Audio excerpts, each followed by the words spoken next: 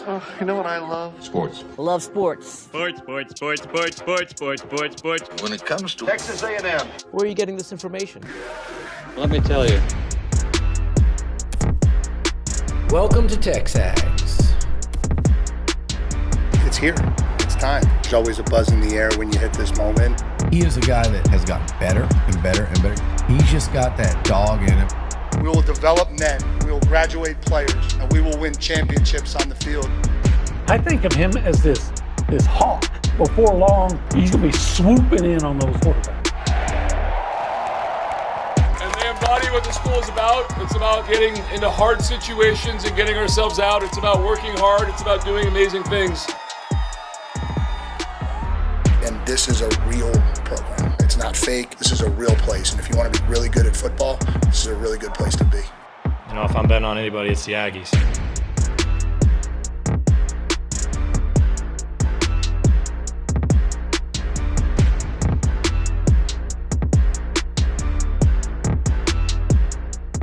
Happy Monday morning here inside the Rollo Insurance Studio. This is TexAgs Live. We're presented by David Gardner's Jewelers.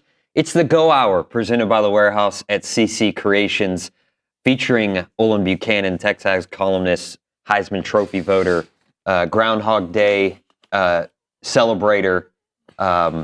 6 more weeks of winter, by the way. Puxatawny, Phil. Yeah, saw the shadow. Yeah, unfortunately. Yeah. Thought we'd have 6 more weeks anyway, because the first day of spring is March 20th. Yeah. So that's about 6 weeks away. I'm tired of the cold. Me and you are the same way. I We hate talked the cold. about it. Yeah. After I moved back from Nashville, I always said I'd never move any further north than North Zulch. I don't do cold. Don't want to do cold. I can handle the Texas winter, which is about 6 weeks. Yeah. And we don't get down into the single digits, right? Yeah, I remember thankfully. way back when I got promoted over in Austin to start covering Texas basketball, and I had a game to cover in January in Lincoln, Nebraska, and I didn't have a coat. I had a leather jacket where the zipper was broken, and I'm going to be inside most of the time, right? I get in the rental car to go back to where I was staying in Omaha, and I turn on the radio. I'm freezing to death, and I remember the guy says it's 6 degrees. And I remember thinking, I don't even want to know what 5 feels like. Yeah. Right? Because this is the worst. So, yeah, I can handle it, but I'm already looking forward to warm weather in the spring. And I think we're going to actually have warm weather coming up later today and next week. It's supposed to be pretty nice. I think it might get up to 79 sometime next week. That? Yeah. That's going to feel great. Obviously, I'm not David Nuno. I'm Nick Savage filling in for David Nuno. He got the jury duty call. So, Judge, if you're listening, what can we say to get Nuno? David off the hook right now? He's innocent. Oh, wait, no, he's not. Yeah, he's not going being through the judged. Correct. Okay. I think he would be. I think he's perfect for the jury. You know, remember the movie 12 Angry Men? Yeah, it's about a jury. Oh, yeah. Well, who's angrier than Nuno? Richard. Yeah, Richard. Yeah, good point. Anyways, a lot of hopefully, anger going around Texas. The goal is. Why is anybody angry though? I don't know. I'm pretty happy. Especially with what's going on in basketball. Yeah. How much, Nick, on our opening, that's Jack Moss, right? Yeah. That says, if I'm betting on anybody, how much money would Jack Moss have made had he been betting A&M basketball all year? Well, Aggies have won 10 of their last 11, 15 of their last 17, so I'd say he'd be in the money up to this point. In the money. 92-77, they go on the road and beat the Georgia Bulldogs. Jumped out to a 22-2 lead. It was crazy. About 5 minutes into the game, and it was, like you said, insane. Georgia kind of clawed back into it, but they got within 2. Yeah, they kept them. They kept them at arm's length. They came after with a dogged determination. I like that. But then the Aggies put them down. Yeah. 5 guys in double scoring figures, I think, for the 10th time this season. Yeah, 10th time this season, 5 Aggies have scored 10 or more points. Yeah, I mean, they were so much fun to watch. You know, I'm going to say this. This may be wrong, okay? But I was trying to count this up the other day, and this is what I came up with, and I might be off. I might have missed one, but A&M has scored at least 90 points in 11 games this year. In the previous 6 seasons under the previous coach, A&M scored 90 points or more 9 times in 6 years. That's crazy. So we're talking about going from, a turtle-like pace. Turtle. It's a turtle. Turtles are moving slow. To another 30-point rocket. loss up in Maryland, by the way. Oh, was that yesterday? Purdue. What does it have to do with Sorry. with Continue. Maryland? Maryland. I'm just talking about turtles. I'm not talking about terps or twerps or anything. I'm just talking about turtles. And the Aggies, though, man, they're scoring points in buckets, quite literally. Is it fair to say, and I'm gone this far, but I'm not the resident basketball expert here. Is it fair to say they're a legit tournament team now? Because I'm comfortable saying that after this game. I think it's fair to say they are a legit contender. That's what I mean. Yeah. But you don't want to take anything for granted, because what if they went on a extended losing streak, which I don't think they will. Look, after they beat Georgia, I saw a lot of the national basketball people, like Fran Fischella and people like that, actually starting tweeting and talking about A&M now. Yeah. If they can win Wednesday against Alabama, then everybody will be off the fence. No, they're not going to go undefeated from here on out, but if they were able to beat Alabama, then I think you'd see everybody. There'd be no more doubting Thomases. Everybody would be bought in. But I certainly am, and I think you are. I think everybody here is, because you see what's going on and just the difference. And I've said it last week. It doesn't make sense. Yeah. It's like the deck was stacked against you, and you still drew 4 aces. So it's a heck of a ride, and we're just halfway through it. So they moved up 4 spots in the net. They're 35th in the country now. So that's kind of why I was saying I'm comfortable talking about it that way. And like you said, if they beat Alabama, who I don't know how much that Florida game you saw, but they kind of got run out of that gym by Florida, who's obviously really, really good. That's going to be a tough matchup. Defending national champs. Yeah, going to be really tough. And still really good. And I think the best thing about that Alabama-Florida game was Bediako scored 6 points? Yeah, got fouled out. Yep. So one more point than fouls. Hope the Aggies can do that to him as well. So next 2 games, probably the toughest stretch, would you say, so far this season? Oh, yeah. Yeah, but look. We talked about last week with David. Look, the next 5 games, not 5 guys. I want a hamburger. Fries, yeah. The next 5 games, that starting with Georgia, was going to define. We know that A&M is good. The next 5 games was going to reveal how good. Well, they're showing they're better than everybody thought, by beating Georgia the way they did on the road. But if you could, in that 5-game stretch, I thought probably the 2 toughest games would be on the road at Alabama, and then followed up by Florida. Of course, Vanderbilt's going to be no walk in the park either. But yeah, I would say those 2 games. Did you say they were? I don't remember if you gave a prediction through that 5-game stretch. I know you said if they won 2, it was. They're real good. Yeah. And I thought the 2 games that they had the best chance to win were against Georgia and when they play Missouri next week. Yep. But winning at Georgia is no easy. Winning on the road in the SEC is no easy accomplishment. Yeah. So winning at Georgia, that's a big win, huge. What do they call it? Quad win. Quad 1A win. Yeah, Luke had a good tweet about that. I'll go find it. But yeah, another thing worth talking about, and it really doesn't matter at all in the grand scheme of things, but rankings will come out today. Should A&M be ranked? Again, doesn't matter, but.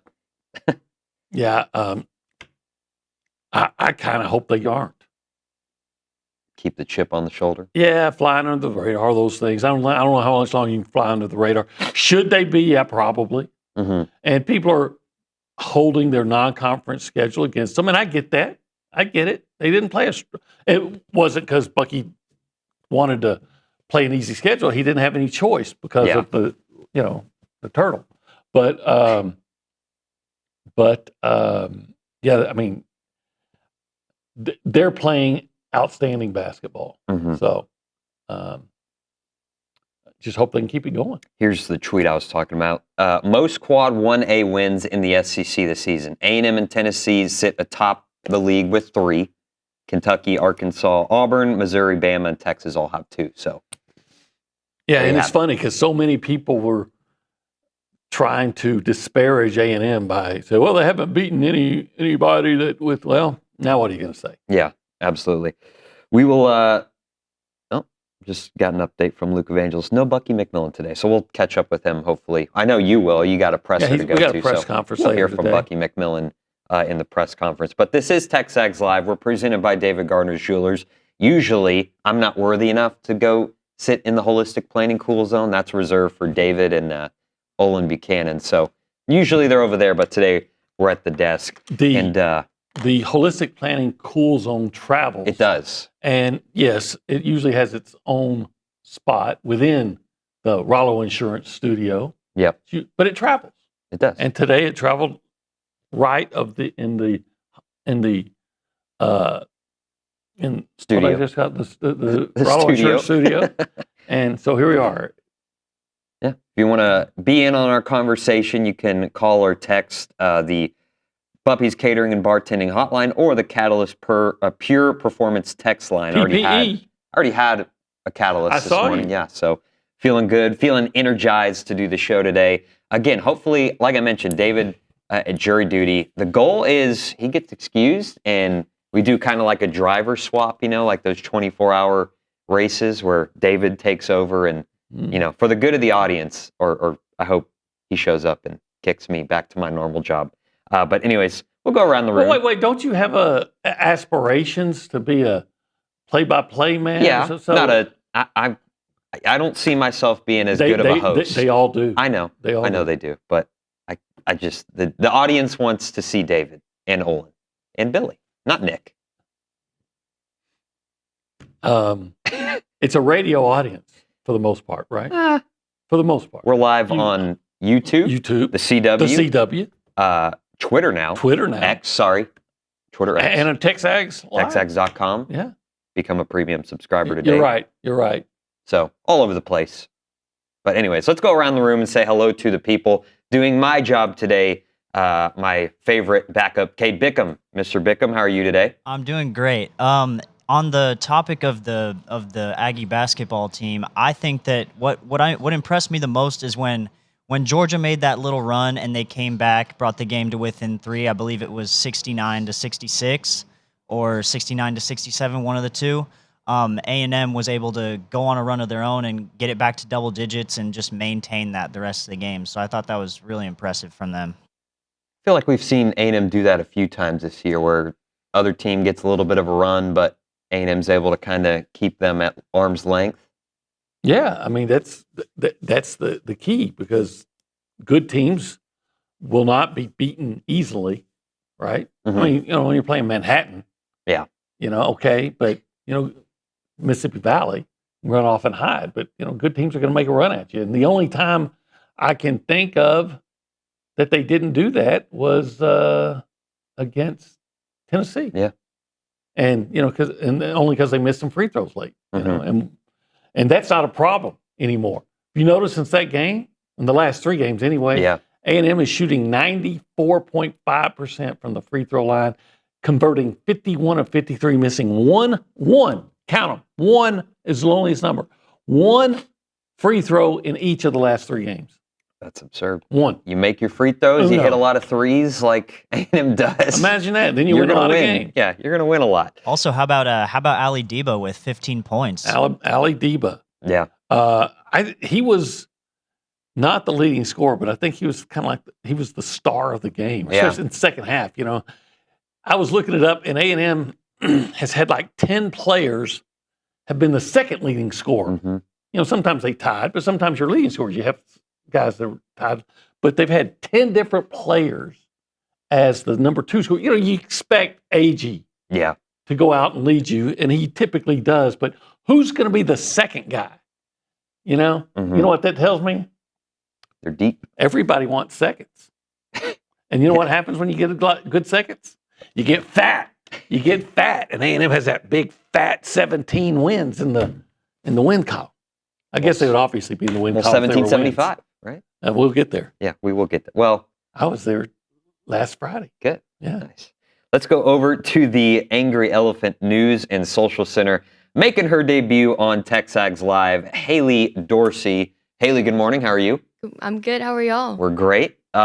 Just like David kind of always lets the newbies do. Tell us a little bit about yourself, your path to TexAgs, and, you know, take it from there. I'm from Midlothian, Texas. I'm a sophomore here at A&M, and I'm interning this spring. I have to give a shout out to Kay Naegeli. I've been like bugging her for a couple years, just trying to get here and get experience. So I'm just really grateful to be here. I bug her every day, but just because I like to mess with her. But yeah, Kay Naegeli's a good one to learn from. Yeah. Yeah, how not to do it. Yeah, how not to, exactly. It never said it was a good example. I heard Kay yelling from, of course, she's always yelling. Yeah, I know, especially at me. She throws stuff at me too when I'm trying to run the show. Anyways, you look into that. Haley, tell us something good. What do you got for us over there? Well, I wanted to bring up the offense against the Georgia Bulldogs. They made 19 out of 20 of their free throws, and they're now averaging 91.8 points per game. But also defensively, they kept the Bulldogs 40% from the field, which shows how well offensively and defensively they're doing under Bucky. So yeah, absolutely. Georgia entered that game as the second highest scoring team in the country. Mm-hmm. A&M kept them 16 points under their average. Wow. If you look at the scoring outputs, I was kind of looking of their opponents, at least in SEC play.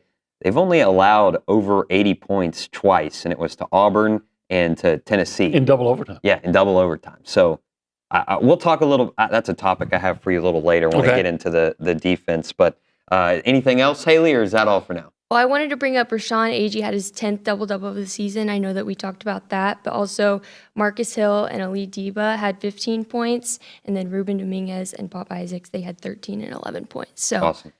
Thank you very much, Haley. Remember that 20, when they built that 20-2 lead, so I guess it was, or 22-2 lead, I guess it was a 20 run. Pop Isaacs had 2 3-pointers in like a 4-second span. Yeah. Oh yeah. We'll get to that. We'll save that for the next segment because we'll get into the turning point of the game. Yeah, we'll talk a lot of basketball today. Have a few football topics to get into a little bit later, but quick rundown of the show for you. You're getting a extended go hour today. Olin Buchanan's going to stick around in that 9 o'clock segment, top of the hour. Talk a little bit more with OB at 9:20. We will talk to Kay Naegeli, Aggie softball getting started this week, and a little bit of women's basketball talk. Mark French will join us at 9:35, former Texas A&M basketball guard. And then Billy Liucci from 10 o'clock till whenever he wants to stop. Maybe we'll get Luke Evangelist in there, talk a little basketball as well, but we'll see about that. So we'll hit our first break of the morning. On the other side, a little bit more with Olin Buchanan. This is TexAgs Live. We're presented by David Garner's Jewelers.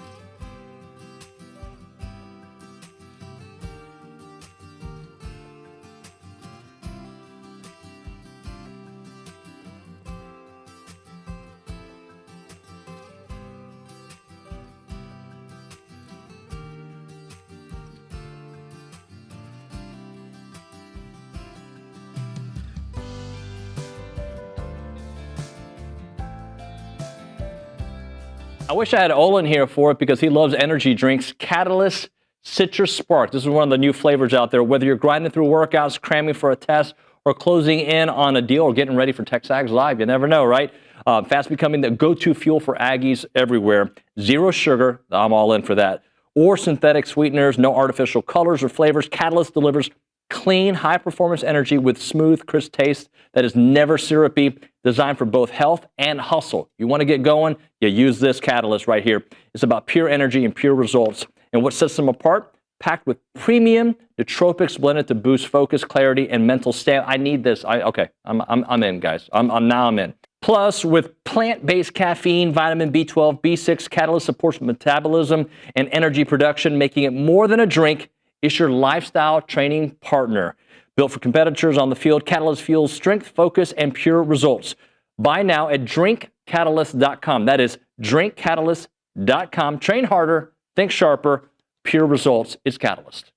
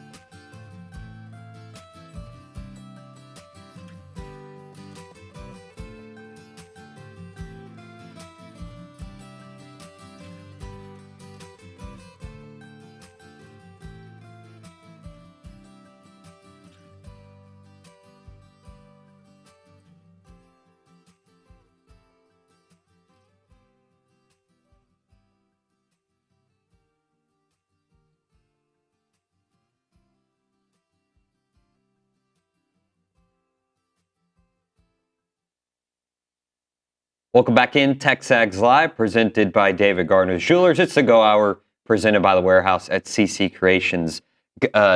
Timely song choice by Emily there at the Zone. There's no way she would have known this, but somebody what was that on song? the Great. Now you put me on the spot. It's a Van Halen song. It'll come to me. But someone on the YouTube chat said, OB is the David Lee Roth of TexAgs. Beautiful Girls was the song, by the way. Oh, the David Lee Roth. Which I would need an explanation there, James. Maybe a little bit more in detail of why that's the case. I'm not mad about it, but I've never seen you like jump off the stage and do the splits in the air. Then I might as well jump. Jump! There you go. Nobody in that back room outside of Richard gets what we're talking about at all. Haley, do you know? No. I know exactly what you're talking about. Okay, good. Cade, some faith in the back room. You know where I'm going to go on vacation this year? Where? To Panama. Nice. Panama, ha, ha, ha, ha, ha. That one, ring a bell? And you know what Am I like uncultured? And you know what Irma and I are going to do? You're just young. Yeah. You know what Irma and I are going to do when we go to Panama? Ha ha. We're going to dance the night away. There you go. Van Halen. Homework for you. Go listen to some Van Halen on your way home. Maybe turn off Sabrina Carpenter or whatever y'all kids listen to. Anyways, the turning point, OB. You know, I was always, back in high school, I was hot for teacher. Yeah. Yeah. I had it bad. Nice. Talk to the ice cream man. Pinnock. Talk to the ice cream man, yeah. Good one.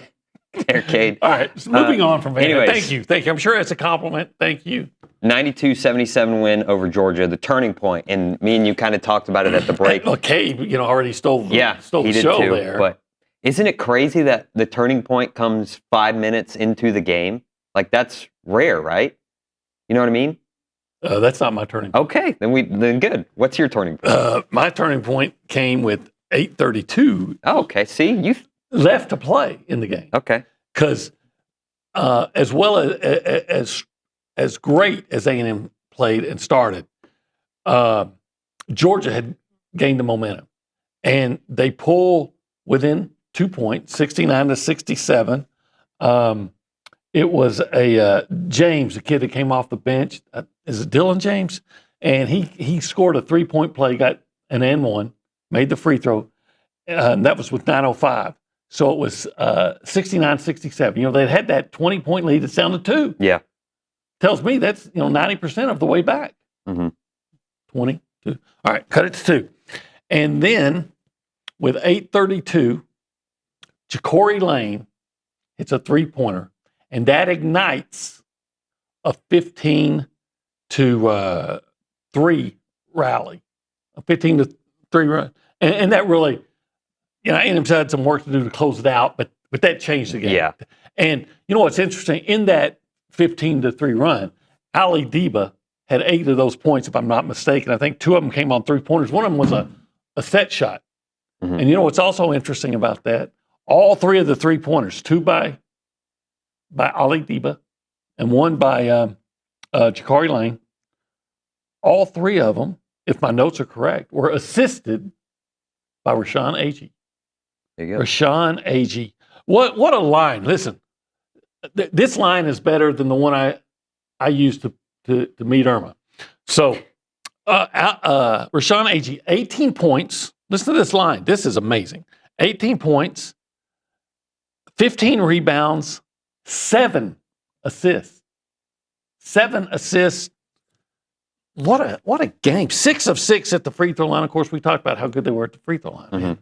Did you see this? If this guy isn't all conference, they ought to stop. I'll be like Bear Bryant. Then they ought to stop giving out all conference. Yeah. Did you see this note? Rashawn Aggie is the second player in the last 30 years to put up at least 15 points, 15 rebounds, and 6 assists in an SEC game. Al Horford was the other one in 2006. Florida, Al Horford. So my good friend from the All-American Statesman, Cedric Golden, once scored 30 points in a Catholic school state championship game against Al Horford's dad, Tito, who was a 7-footer. Wow. 30. Maybe it was 31. Shorted him a point. Might have been 13. Well, my turning point is I thought we were going to be on the same page, but I think it was those back-to-back Pop Isaacs threes. The Pop Isaacs first 3-pointer at 15:27 in the first quarter. Rylan Griffin steals the inbound. 10 seconds later, Pop Isaacs hits the second 3. I thought it was like 4. But... No, it was on at least the play-by-play sheet I was looking at. It gave it a 10-second runoff. Right. But either way, it was fast. Yeah. And the reason I say, it was that early in the game, a turning point, was the broadcast crew on SEC Network. They said the same thing. They said this game was won by A&M in the first half, like the first 8 minutes. That big 22-2 run. Okay. If you think about it. All right, but I'm at, my question would be, ultimately, all that matters is if you win. Yeah. Yeah. And absolutely. I remember, and I'm going to bring up bad memories here, folks, but I'm just making a point. So I was in Austin last year to watch A&M basketball, and A&M was up like 21 points and lost. Mm-hmm. So to me, I look for the turning point in what made, what was the pivotal moment in which you were able to nail down a win. And to me, again, it's a 2-point game. It's a 2-point game with 9 minutes to go. Boom, 15-3 lead. It's over. Absolutely. So that's not saying you're wrong, just explaining your perspective. My perspective. Yeah. We'll hit a break here. On the other side, we want to talk a little college football. Not too much going on around the world of college bad football. Time to talk college football. Yeah. This is actually not going to be about A&M. It's going to be about your son's school. Those cheating guys. We'll talk about that on the other side. You're listening to TexAgs Live, presented by David Garner Schulers.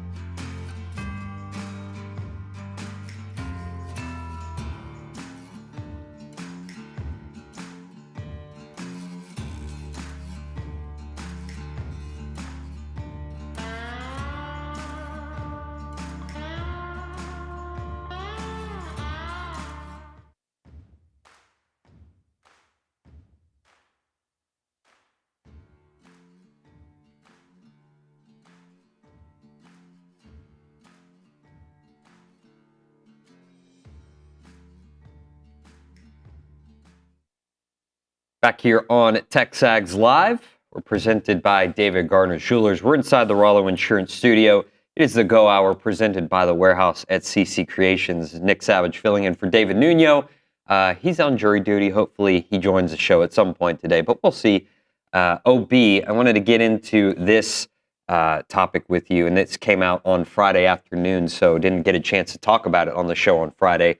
The college sports new enforcement arm has opened its first publicly known investigation into a big name program, and that program is LSU. Yeah. The CSC, College Sports Commission, has started an inquiry into the Tigers over a potential violation of rules related to unreported player compensation, according to a January 15th email obtained by The Athletic through a public records request. Do you think, first of all, I don't think anything's going to come of it. If Alabama has a basketball player that played in the G League playing now, what rules are going to be enforced? That, and quite frankly, is this the organization that was supposed to approve, like, yeah. I've said before, I don't know how you pull this off. I don't think anything's going to come of this. And quite frankly, and I don't want it to sound like I'm pro LSU, because I'm not as football anyway, but or sports, but I kind of figure like everybody's got under the table deals going. Yeah. So I don't know what makes LSU's worse than everybody else, or if they're just, happen to be first on the list. And if they are, that's fine. I mean, if it hurts LSU, I'm all for it, even though I don't think it's going to. Because at the beginning, they were going to, and I've said this before, they were saying there's going to have this clearinghouse, and if you want to pay this guy an NIL different from what the university's paying out, right? There's an NIL. And you're supposed to clear it so they can decide. This clearinghouse is going to decide if this, if they're getting value or whatever's the word they use. If it's on the up and up. But then I was always saying, well, what if Oregon and Texas A&M are after the same player?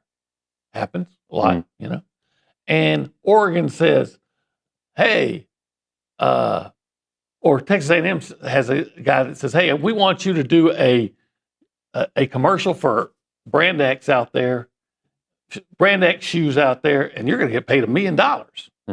And the clearinghouse says, no, that's not. I'm trying to remember the word they used. That's not market value or whatever. Yeah. Right. Yeah. Fair market value. Fair market value.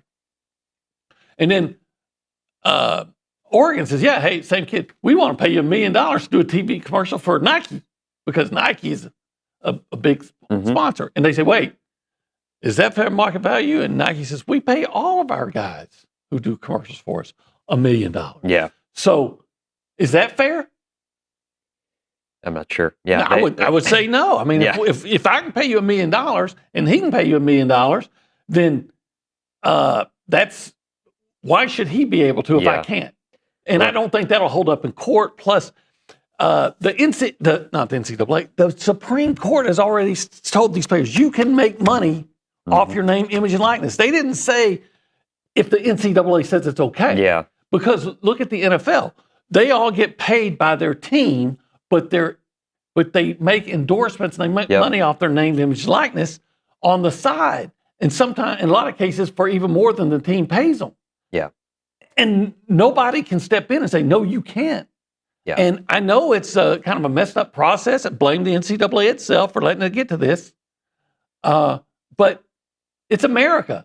You should be able to make what anybody wants to pay you. That's what I was about to say, is how could a commission step in and say, no, that's not fair market value if a company is willing to pay you that Can much? you imagine the attorneys line up, pick me, so I can slap this lawsuit on? Yeah, exactly. And the lawsuit they've already lost. So I don't think anything's going to come out of this. And they add to it just to give a little bit more clarity as to maybe what the investigation's it's about. It's like getting bit by a dog with no teeth. Yeah, great point. It could possibly be about Washington's QB, Desmond Williams, all that fiasco. Well, see, that's a different deal. Yeah. He signed a contract. Mm-hmm. And if you sign a contract, well, then you're beholden. He just didn't want to honor the contract that he himself signed.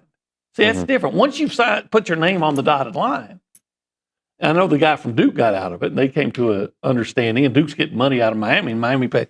But once you sign, that's a different deal. Signing, I assume. Yeah. But again, it says it could be about unreported player compensation, but then again, it's like, why? Why do I have to report it? Yeah. Why do I have to? Hey, Nick, you do some work on the side for how much they pay you? I want to know how much you make. Yeah, that's no, none but of your I want to business. know. None of your business. What do you mean it's none of my business? I'm a businessman. See, it's so ridiculous how much control these people think they have. Yeah.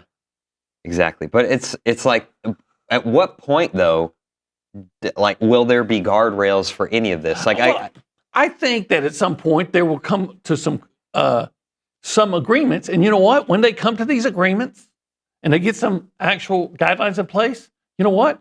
Coaches are still going to break those rules and cheat just like they always did. Always. And everybody does it. Mm-hmm. And then they'll complain about somebody else. And we talked about this, me and David, last week. The one guy that I've come to admire among coaches is Dabo Swinney, because he actually didn't just complain about tampering. He identified who was doing it, because usually coaches they'll complain, but they don't want to actually out anybody. Yeah. So Well, I also think that it's kind of funny that they're talking about unreported player compensation. Before NIL, all player compensation was unreported player compensation. Like, obviously, it's because it wasn't, allowed. But if you weren't doing it then, who cares if you're doing it now? Like, what's the point? I mean, look, I'm no lawyer. I could call up my sister-in-law. She's a lawyer, and ask her what she thinks. She actually likes sports, but she's too busy. So I could be completely off on this, but what I do know is that the Supreme Court ruled that the players have the right to profit off their name, image, and likeness. And at no point did I read, as long as Brand X or whatever this commission is says it's okay. Yeah. Absolutely. And I can't imagine them going to court, somebody going to court and say, I made this much money. Well, we didn't tell this group. Well, we didn't say we were going to. We never signed off on anything that said we had to. Mm-hmm. Can I go to another topic that's going to get you worked up? Yeah. This is my favorite thing to do. Okay. I'm sure you've seen this. This is another story that came out on Friday afternoon, so we didn't get a chance to talk about it. Everyone knows about Charlie Bediako, the Alabama player. I said his first name wrong. How about Amari Bailey, Charlotte Hornets guard, 10 games of NBA experience, is exploring options. He announced his desire to return to college on Friday. Roughly 3 years after leaving UCLA for the NBA, he was drafted in 2023. He played in 10 NBA games during his rookie season, was on a two-way contract, and then was cut. But now he's looking to come back. Yeah, and I don't think he should be. I don't think he should be able to, and I don't think Bediako should have been able to. And I get what they're saying. Look, there's some rules for guys from Europe, and but all right, those are the rules, though. Mm-hmm. Alabama should not be. The rules are in place, and Alabama says, well, these rules aren't right, and we don't like them, so we're going to break them. Sounds like some people. I'm surprised this is happening at Alabama, not at the University of Minnesota.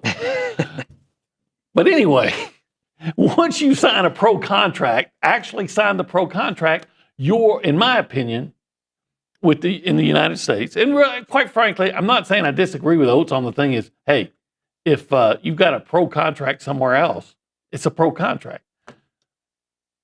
So he has a point there. But it's still, for whatever reason, I don't understand the difference. I'd have to have somebody that understands it explain it to me. And I may or may not agree with it. But no.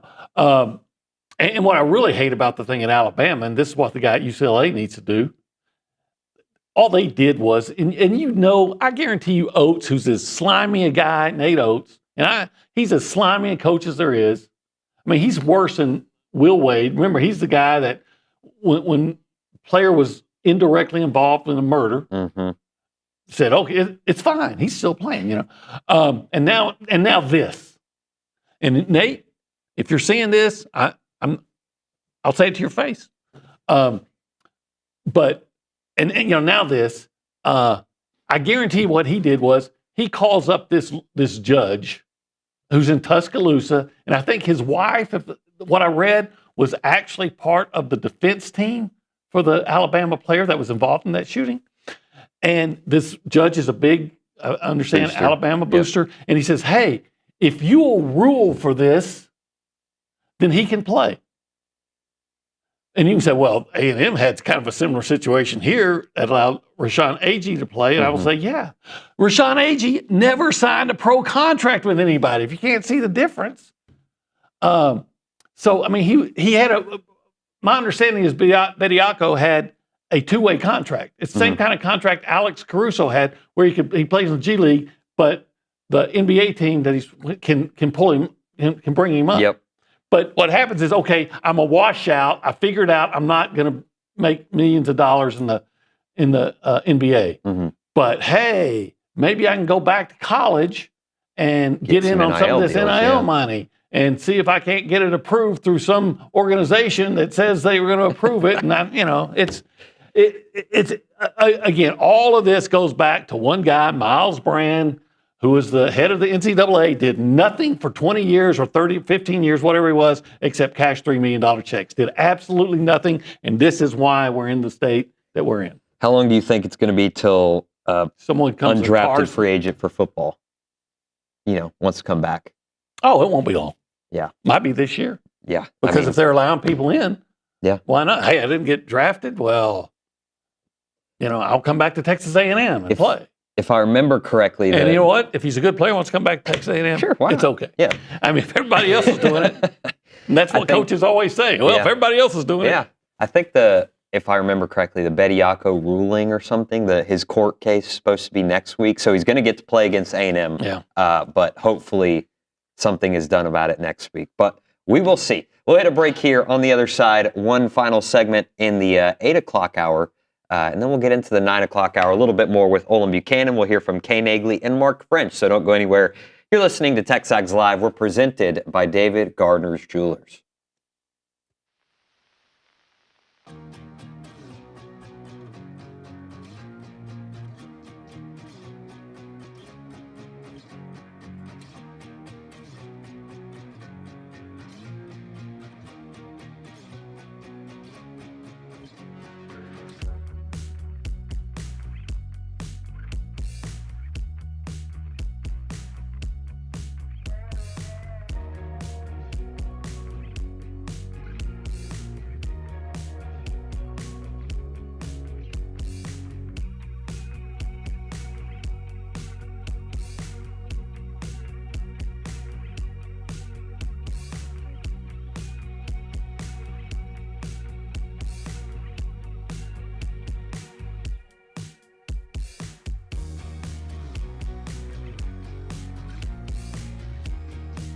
Hey friends, David Nuno here for Prize Picks. They're back on TexAgs, prizepicks.com/TexAgs. Use the code TexAgs to get $50 once you play in $5 lineups. And Prize Picks is the best place to win cash while watching sports. Football season's here, basketball coming up, baseball, you name it. You go to prizepicks.com/TexAgs and start having some fun watching sports, making some money on there. And you can play Prize Picks in over 40 states, including California and Texas. Remember, they'll give you $50 in lineups once you play $5 lineups on Prize Picks. And they have the new thing. It's called It's Good to Be Right campaign, and they're kicking off the upcoming NFL season with their bold new campaign, It's Good to Be Right. The seasonal long push celebrates the thrills of getting it right, from the perfect prediction to winning your Prize Picks lineups. Prize Picks is good to be right.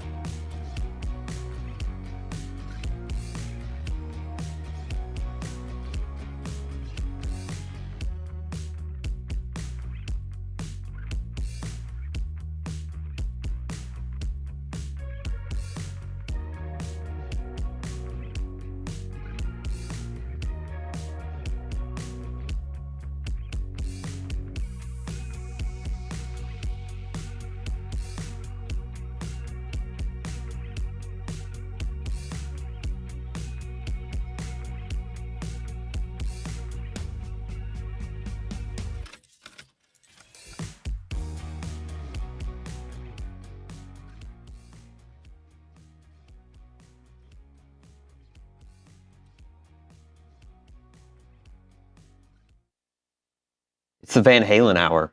It's become that. It's become that. So which we is might as fine. well jump. Yeah. She knocked off Panama earlier. Yeah. Jump. We'll see what she does at the 9 o'clock hour. This is TexAgs Live. We're presented by David Gardner's Jewelers. Just about 2 or 3 minutes left here in the 8 o'clock hour. We'll go over to the Angry Elephant News and Social Center. Check in with Haley Dorsey. Haley, what do you got for us? 8 Aggies made their appearance in the Senior Bowl game on Saturday.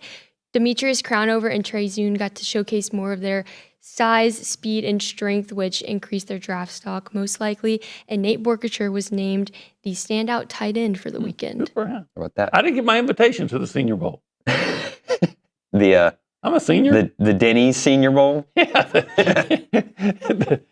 All the tickets are half price. Yeah.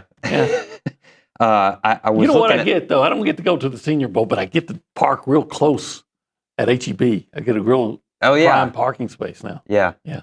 Okay, what were you going to say? I was going to say it's still a little too early to be looking into mock drafts and all that good stuff, but I saw 2-rounder had 3 Aggies taken.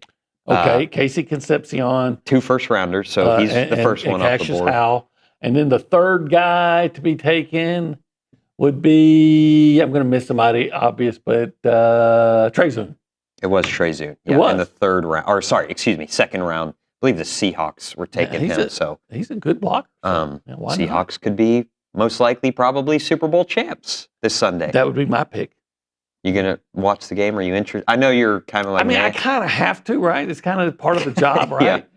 I ain't gonna watch halftime. That's what I was gonna bring up. I know you'll be tuned in for the halftime show. Yeah. Well, we'll hit a break here. In the 9 o'clock hour, like I mentioned, a little bit more of Olin. We'll talk some Aggie football, some Aggie basketball, a little bit of everything. 9:20, we'll talk to Kay Naegeli about some Aggie softball getting started this week, as well as really tough test for Aggie women's basketball tonight. They welcome in the number 3 South Carolina Gamecocks to Reed Arena. 9:35, we'll hear from former A&M guard Mark French. And to close the hour, we'll hear from Haley Dorsey with On TexAgs today. And, of course, 10 o'clock hour, always on Mondays, with TexAgs co-owner and executive editor Billy Liucci. So be sure you stay tuned for that. More with OB on the other side. This is TexAgs Live. We're presented by David Gardner's Jewelers.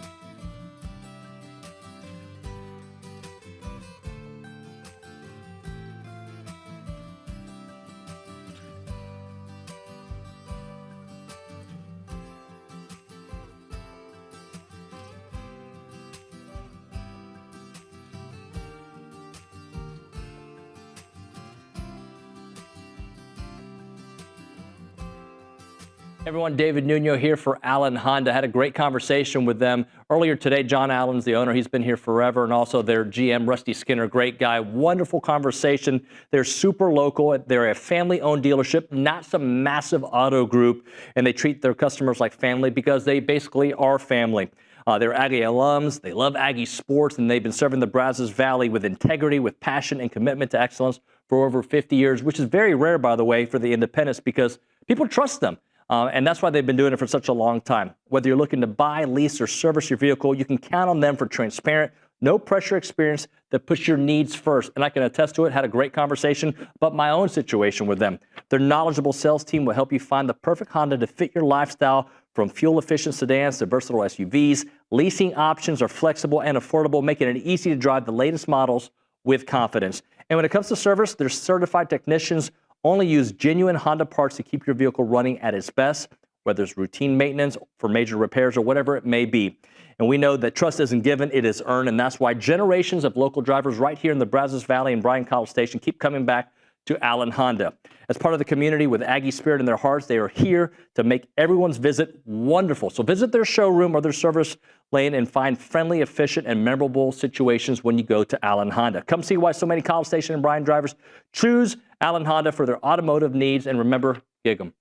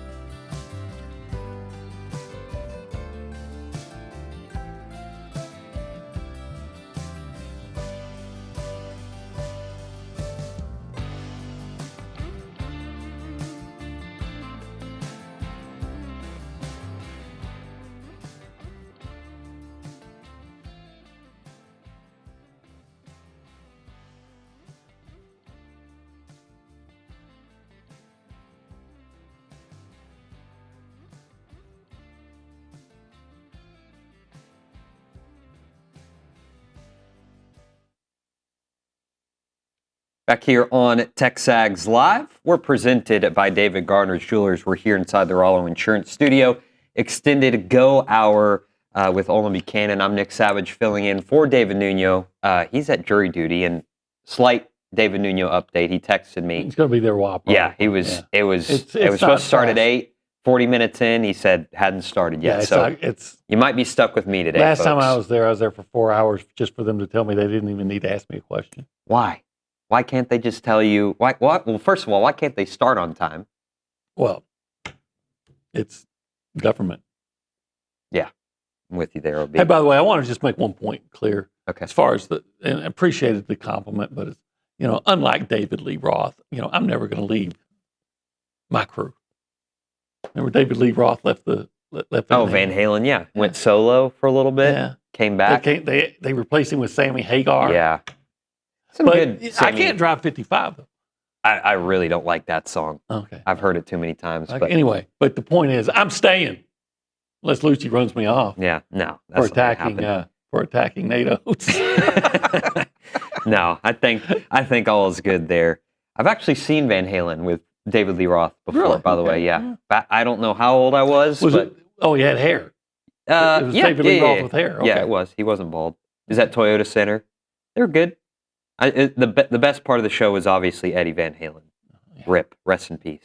Yeah. But anyways, play the guitar. I want to talk a little bit of football with you here, OB. All right. ESPN, they like their rankings, right? You and David did a ranking last week. And I want to bring up another one. We're going to they ranked the top 100 transfers in college football. Oh, my. How many Aggies in this class do you think are in it? And if you need help with names, I know we got a graphic for it. But I would say 2. More? Okay, good. Because the 2 that came to mind right away are Isaiah Horton. Yep. And is it C.J. Mims? I thought he might be up there pretty high. He's not even on the list. Really? Yeah. So I'll go through them and kind of give you... Olano? The kicker?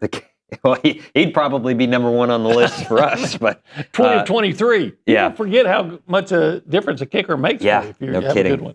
I'll go through Tyree Adams, is he on there? Nope.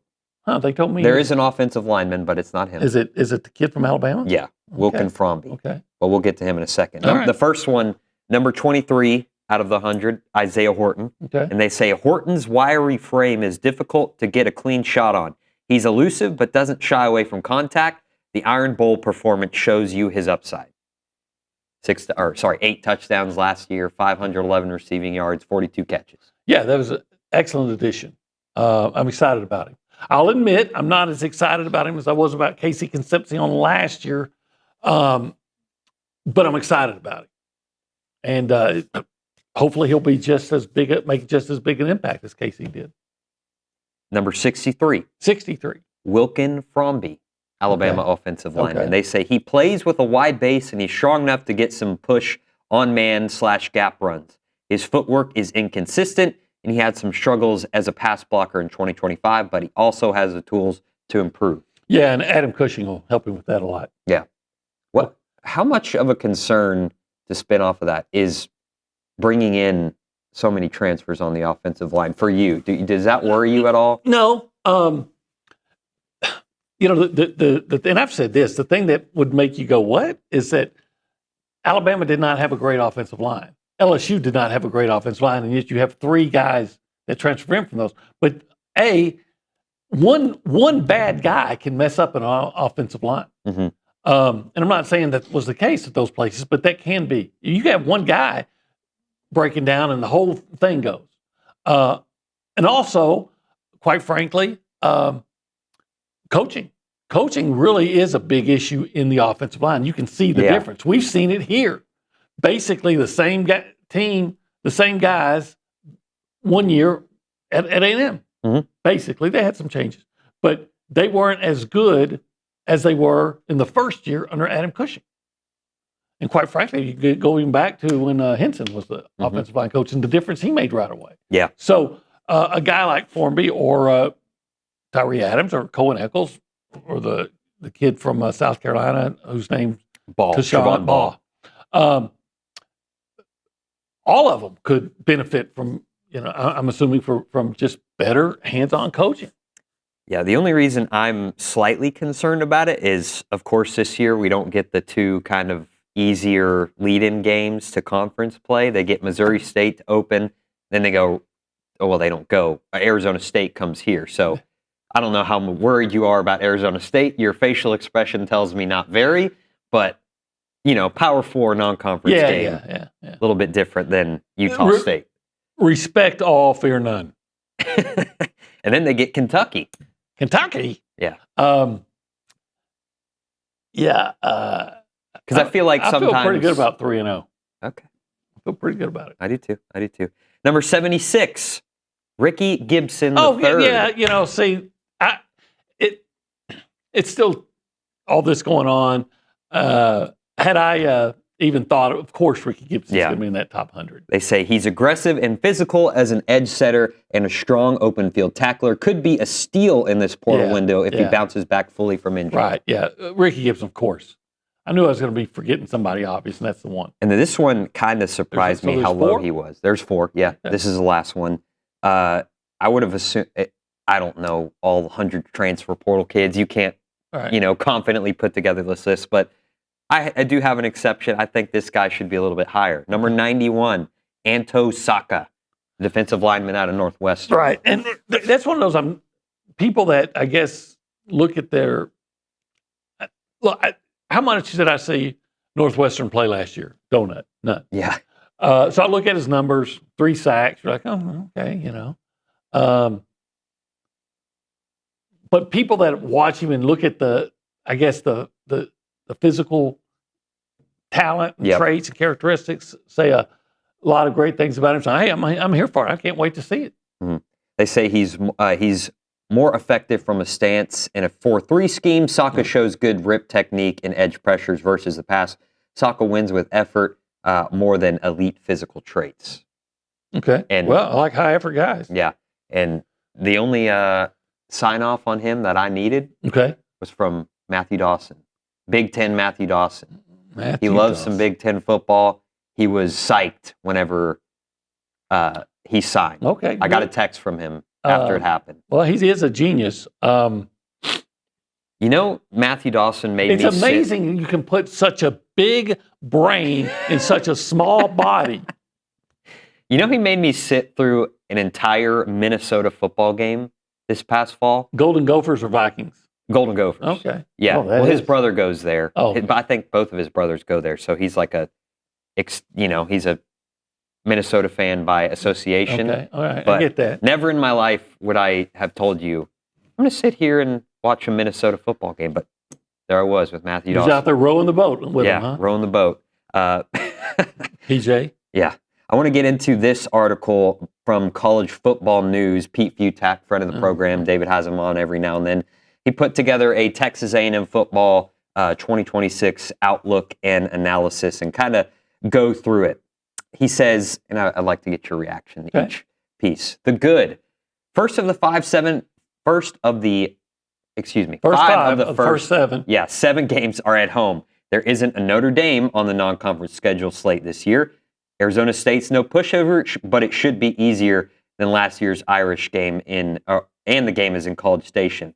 The road games are spread out and with a perfectly timed off week between trips to Alabama and South Carolina late in October. So he says schedule's kind of favorable, definitely harder than last year, but he sees that as a good. I think it is a favorable schedule. It's Arizona State without Sam Leavitt. Remember that. Mm-hmm. Kentucky, new coach, so who knows? Arkansas, what's going on there? Missouri, you're going to respect Siddell as a buy-in win. I would not be surprised. What is that? The first 6-1, 7-0 looks to me very, very doable. And you feel good about that road trip to LSU in week 4?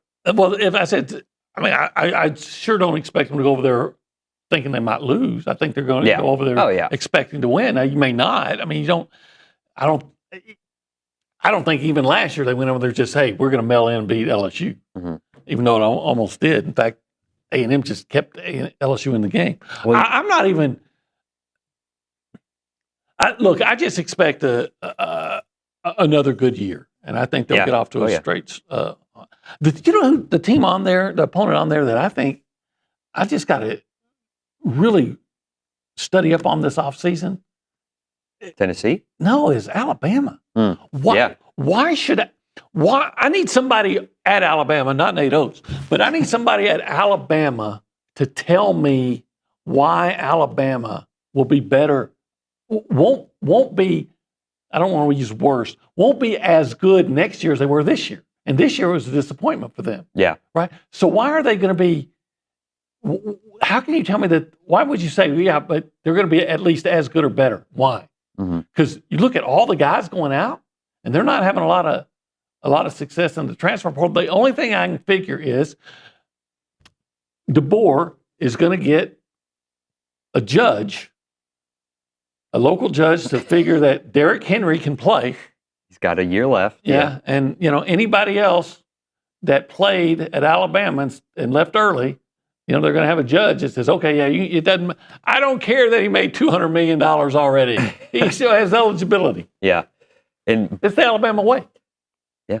By that logic, by the way, going back to the LSU game, by my logic of transfers take a while to gel, you'd think LSU might still be figuring it out. I hope so. Chance to steal one on the road there. He goes from the good to the bad. Here's the bad. Okay. The Aggies don't miss the big SEC teams this year for the most part.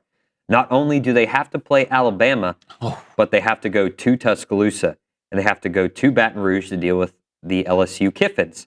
The Aggies and Tigers played last year and travel up the road to Oklahoma late in the year.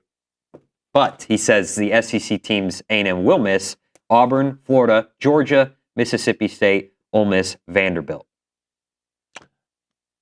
I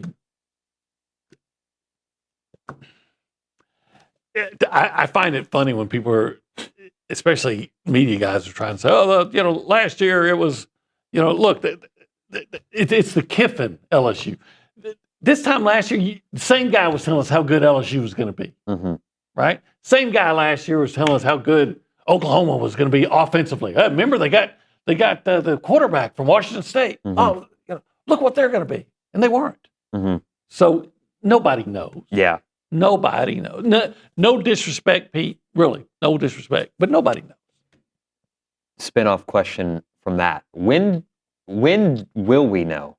Like, when will we have a good idea about these teams? Yeah, about mid-season. So not even preseason. You said like. No. No. Teams. And some earlier that sooner than others. For instance, I knew A&M.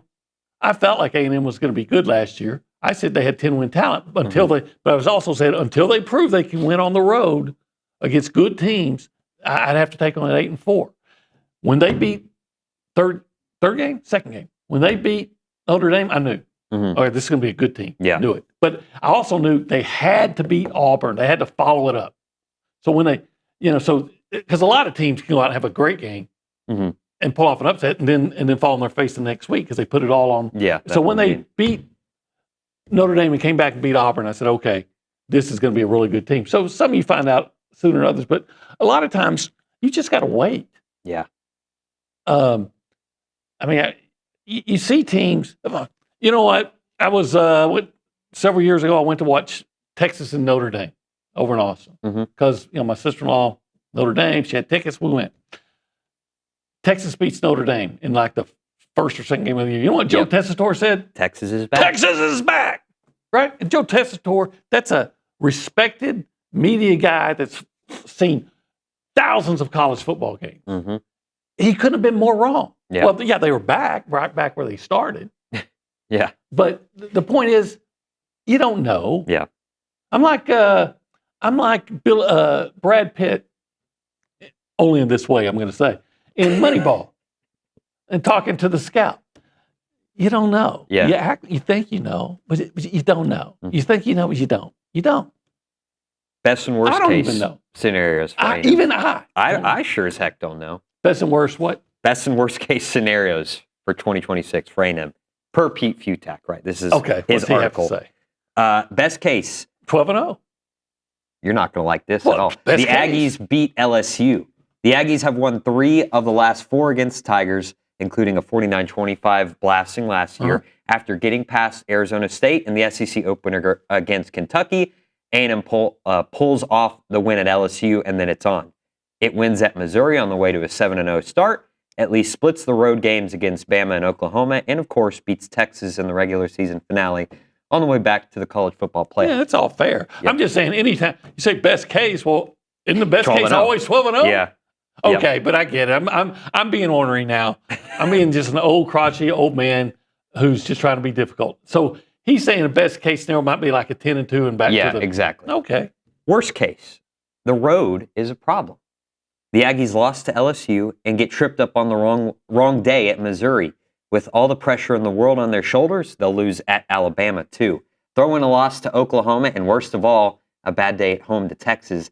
And it's an also-ran season because the 2026 schedule has more landmines. Okay. So worst case scenario. Yeah. If you ask me, the worst is probably going to be, as of today, I mean, it's February 2nd. It's not even spring. We got 6 more weeks of winter. Mm-hmm. The worst case would be, I would think, a 7-5 year. Yeah. And the best case is, without me being a wise guy, 11-1, 10-0, 10-2. I mean, I still think they have. Look, they went 10-2. They went 11-1 last year, 10-2 because, as of today, because you should expect at least one loss more when you're having so many questions in the offensive and defensive lines. Mm-hmm. Now, I think those questions are going to be answered positively, but I don't know. Yeah, I think so, but you don't know. Big unknown that I know, but you don't. I know Billy and you and David will dive more into as the season gets closer. Know. I don't. That's what I'm saying. I don't know. No one knows. Holloman Wiggins, how's he going to call plays? How's the offense going to look under him? Just another factor that. Yes, it is. I think it's going to be interesting. And I had a boss once tell me a long time ago, said, it's not a bad thing to have extra mentors. Mm-hmm. You learn something from everybody. And Marcel Reed had a great relationship with Colin Klein. Mm-hmm. And I'm sure he learned a lot. But he can maintain what he learned from Colin, and maybe Holman is going to teach him some things that he didn't know before. And maybe Holman will actually come up with some ideas that make Marcel even better, or using that. We'll see. We don't know. Then last thing in this article from Pete Futak, the games that will decide A&M season, and I think we'll agree with every single one of these. Number 1, at LSU. At LSU. I completely agree. That's number 1 on my list too. Number 2, Texas. Number 3, at Alabama.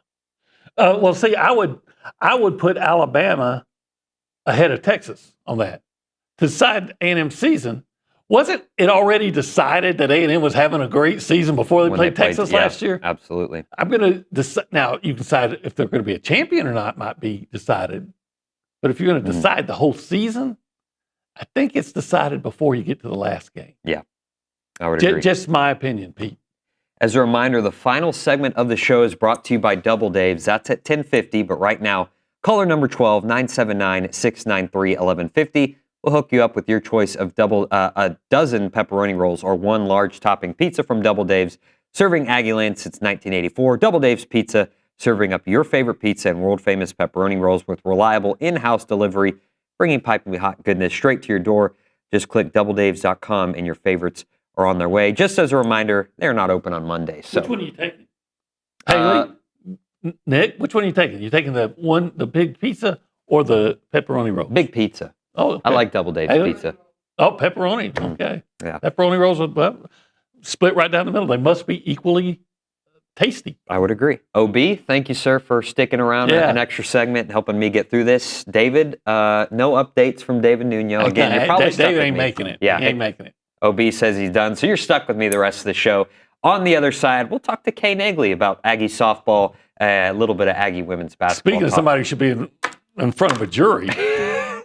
Kay Naegeli. On the other side, this is TexAgs Live presented by David Garner's Jewelers.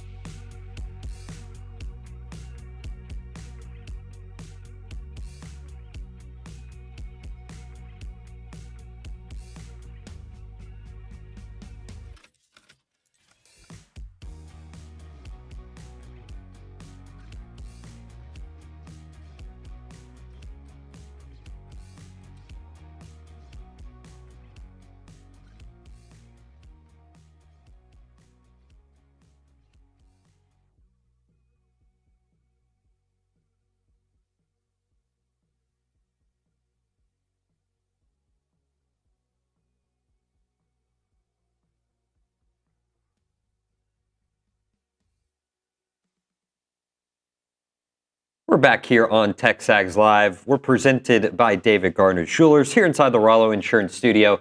Nick Savage filling in for jury duty Nuno. Hopefully he makes it back at some point today, but at this point, probably not.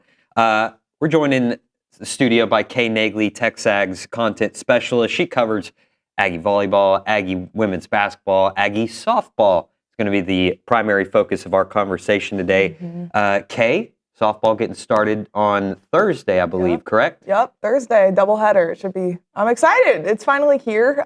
It's been kind of a long time coming with the way things transpired last year, coming from being the #1 overall seed to losing in their regional. So it was a kind of heartbreaking way to end a lot of those seniors' career, but teams just looking to flip the page, especially Trisha Ford, and learn from what last season was. I was going to save that question for later, but since we started off the top, we know how good of a motivator Coach Ford is, right? Last year, what did they use as motivation? It was just the way the season before. It was the way the season before, but, you know, being the #1 overall seed and unfortunately, you know, not making it out of your own regional, that's got to be some major fuel for this team. So just talk a little bit about how good of a motivator Coach Ford is. Yeah, and I think it's really cool. In one of the press conferences she did recently, she kind of openly admitted to using Emily Kennedy a little too much last year. She said, as a coach, that goes back to me, right? I'm supposed to be the decision maker, and she did rely on her in so many moments that when ultimately they were playing that last game against Liberty and Kennedy just didn't have it, she did go to her other options, but unfortunately they just didn't have enough experience in those high pressure moments to be able to get it done. And ultimately they relied on the offense so much last year. The team ultimately, I think they had the most amount of runs ever scored by a Texas A&M team last year. So offense was obviously great all season, but when they weren't producing, the pitching staff just wasn't able to back it up in those final few games. And that was a really good Liberty team. Let's not act like they were on a mission to come and ruin brackets and things like that. So, yeah, it's funny how we talk about last year motivated, the year before, like all these, it's kind of a ripple effect. But, yeah, Trisha Ford is entering her 4th year, and she has that Jamie Morrison type of approach to coaching, right? It's a little bit harsh. It's a little bit intense with women's sports. Sometimes can be like, oh, she's being a little too much right now. But she always talks about kicking butt is the most fun you can have on a softball field. And she really has brought that approach, and she's maintained that throughout. So, you know, the Achilles heel in last year's regional was probably the pitching depth. So just talk about a few of the transfers, big additions for Coach Ford, and maybe a little bit about that pitching staff depth this year. Yeah, this is going to be the first year she doesn't have lefty, life after lefty, right? There's 6 pitchers in the staff. Taylor Pinnell is the transfer addition. She's from Missouri. She's the career active D1 leader in saves. So she came in a lot towards the end of games, got Mizzou out of some trouble, actually faced A&M last year during the regular season and pitched like 10 innings or something like that and had a really good outing and gave them some trouble. Coach Ford said, you. Yeah, I want you. I've gotten to talk to her on the Pass Back, the show that we do here, and she said that last year that was a really good A&M team she had to face, and she's kind of like in the dugout like, if I were to go somewhere else and land somewhere else, where would I be? Outside of Taylor, they also have another Taylor, Taylor Brown. She is a freshman. She should get some reps. But then you have your duo of the Sydneys, Sydney Peters, Sydney Lessentine, going to get a lot of action. Peters was injured quite a bit last year, and that kind of made Ford have to go to Emily Kennedy a lot more. Sydney Lessentine and Kate Mutterland, both freshmen last year, had great outings, but they just ultimately didn't get thrown in the fire enough. So this season will be an opportunity for them to really do that, and I'm looking forward to it. Aggie offense will be a little bit more familiar, right? You still got Maya Perez. You still have KK Dement. Who are some fresh faces maybe that you're excited to see, and maybe underrated player, right? That's returning that people aren't thinking of. Yeah. Ariel Kalalewski, AK-47 is her nickname. I mean, that's such a cool nickname. Her story is, it's kind of reminds me a little bit of the Kendall Stowers type of thing. That's taking a year off. It wasn't for injury, but she had to sit out because she transferred late, sat out the entire season, sat out all of fall ball, was not able to get reps with the team outside of practice, obviously. But she had a great year at Florida her freshman year. Hit 308. She hit a 2-run home run in a Women's College World Series semifinal game. So she went through the fire her freshman year. So really excited to see her. She looked great in the open practice they had the other day. Maddie Sani, most likely going to be getting some reps at catcher. She's another freshman that Ford and them are really, really high on, and I could see her having an impact early on. It's just a matter of kind of getting out of that freshman mentality, if you want to say. So that will be super interesting to see. And then, you have your star returners. KK DeMett had a stellar freshman season last year. She's going to move over to short. Kennedy Powell's been here going on 3 years, and she's been a vet for this team. She's kind of like the mom. And then Maya Perez, of course, she hit 424 last year. Yeah. Like, it's crazy. And the SEC Player of the Year, Brie Ellis, hit 440. Like, she just wasn't far behind her. And she had a great outing in maroon and white last year. So, those pieces, looking forward to seeing them build on. Kelsey Mathis started heavily in right field towards the end of the season last year. So I think she'll stay there, and looking forward to see her grow and develop as an Aggie.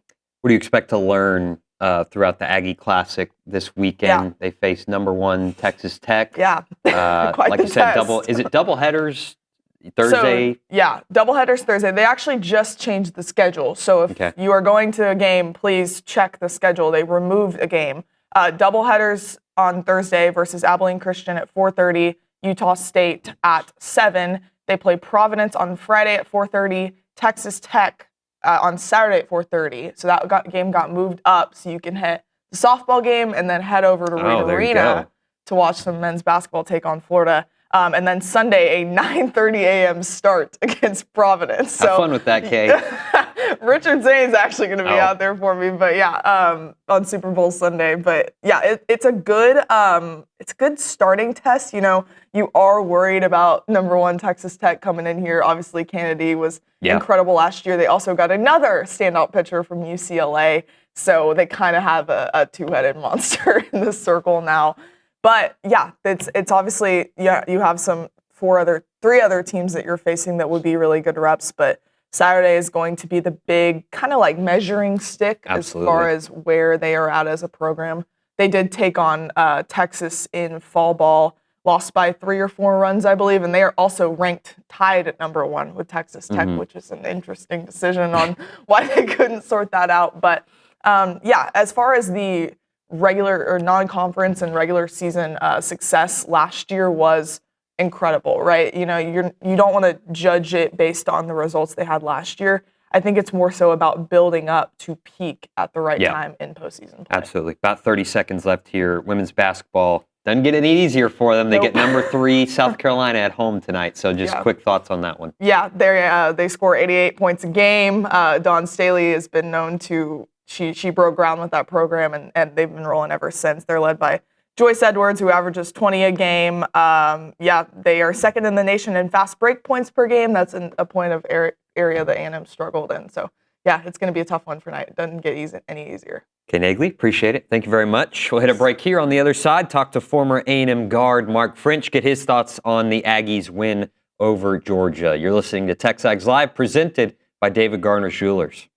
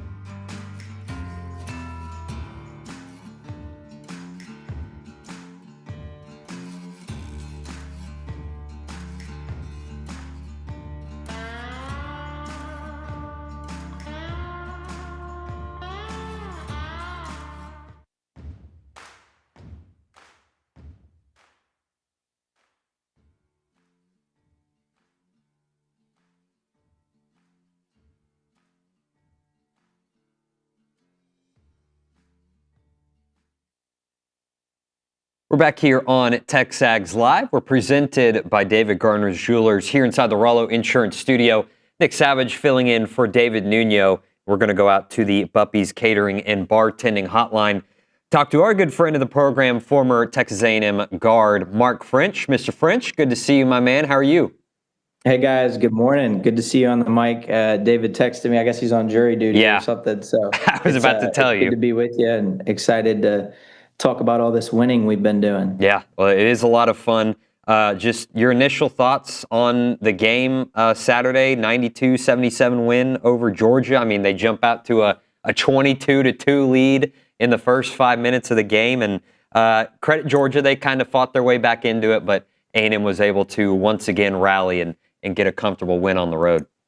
Yeah, there's no doubt. And coming off the midweek bye that we had last week that you get once a year typically, really good sign to not show rust, and not even just not show rust, but come out swinging. And I think, when you look at a lot of the teams that are able to make deep runs into March and go win conference tournaments, conference titles, make Sweet 16s, Elite Eights, sometimes, and especially in the last couple of years, one of the telltale signs earlier in the year that that's going to happen is these abilities to go on the 15-2 run, or in this case, a 22-2 start. Goodness gracious.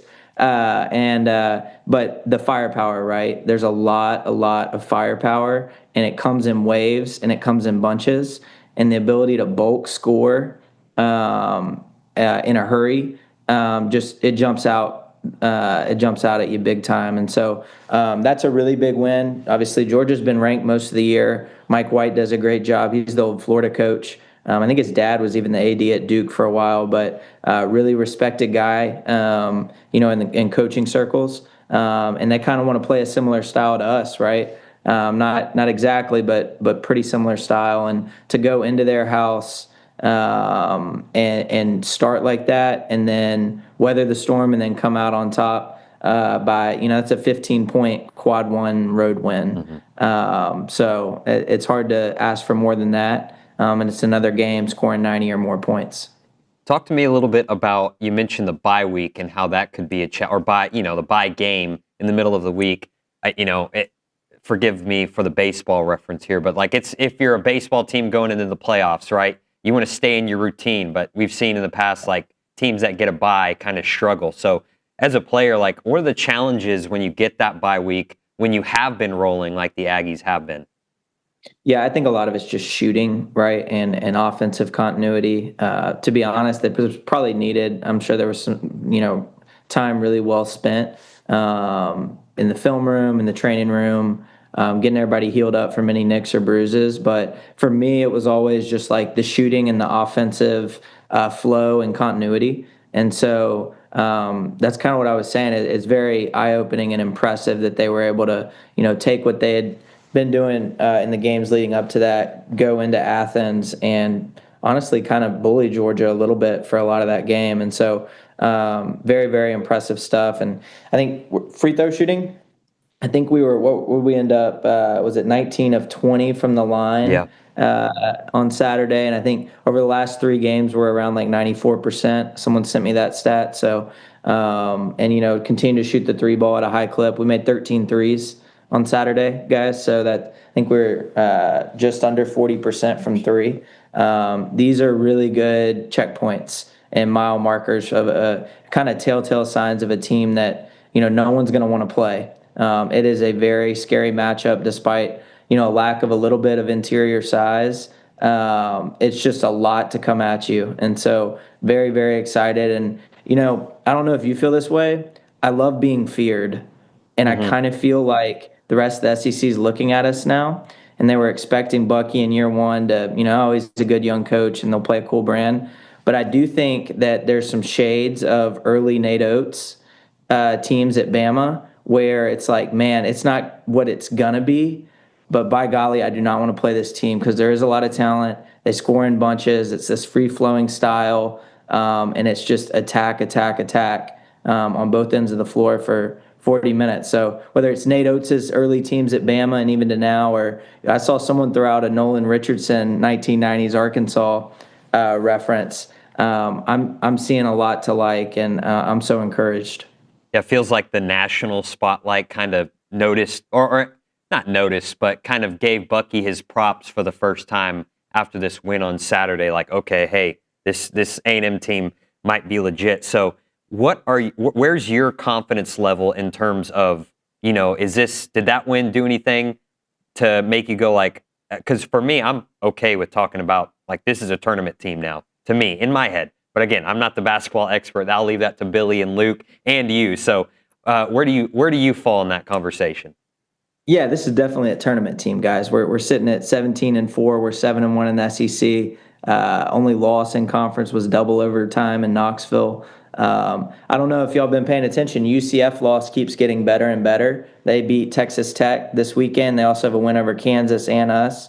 That loss is aging well, if you will. The SMU overtime loss is the one that stings a little bit. But overall, yeah, this is a tournament team. And, also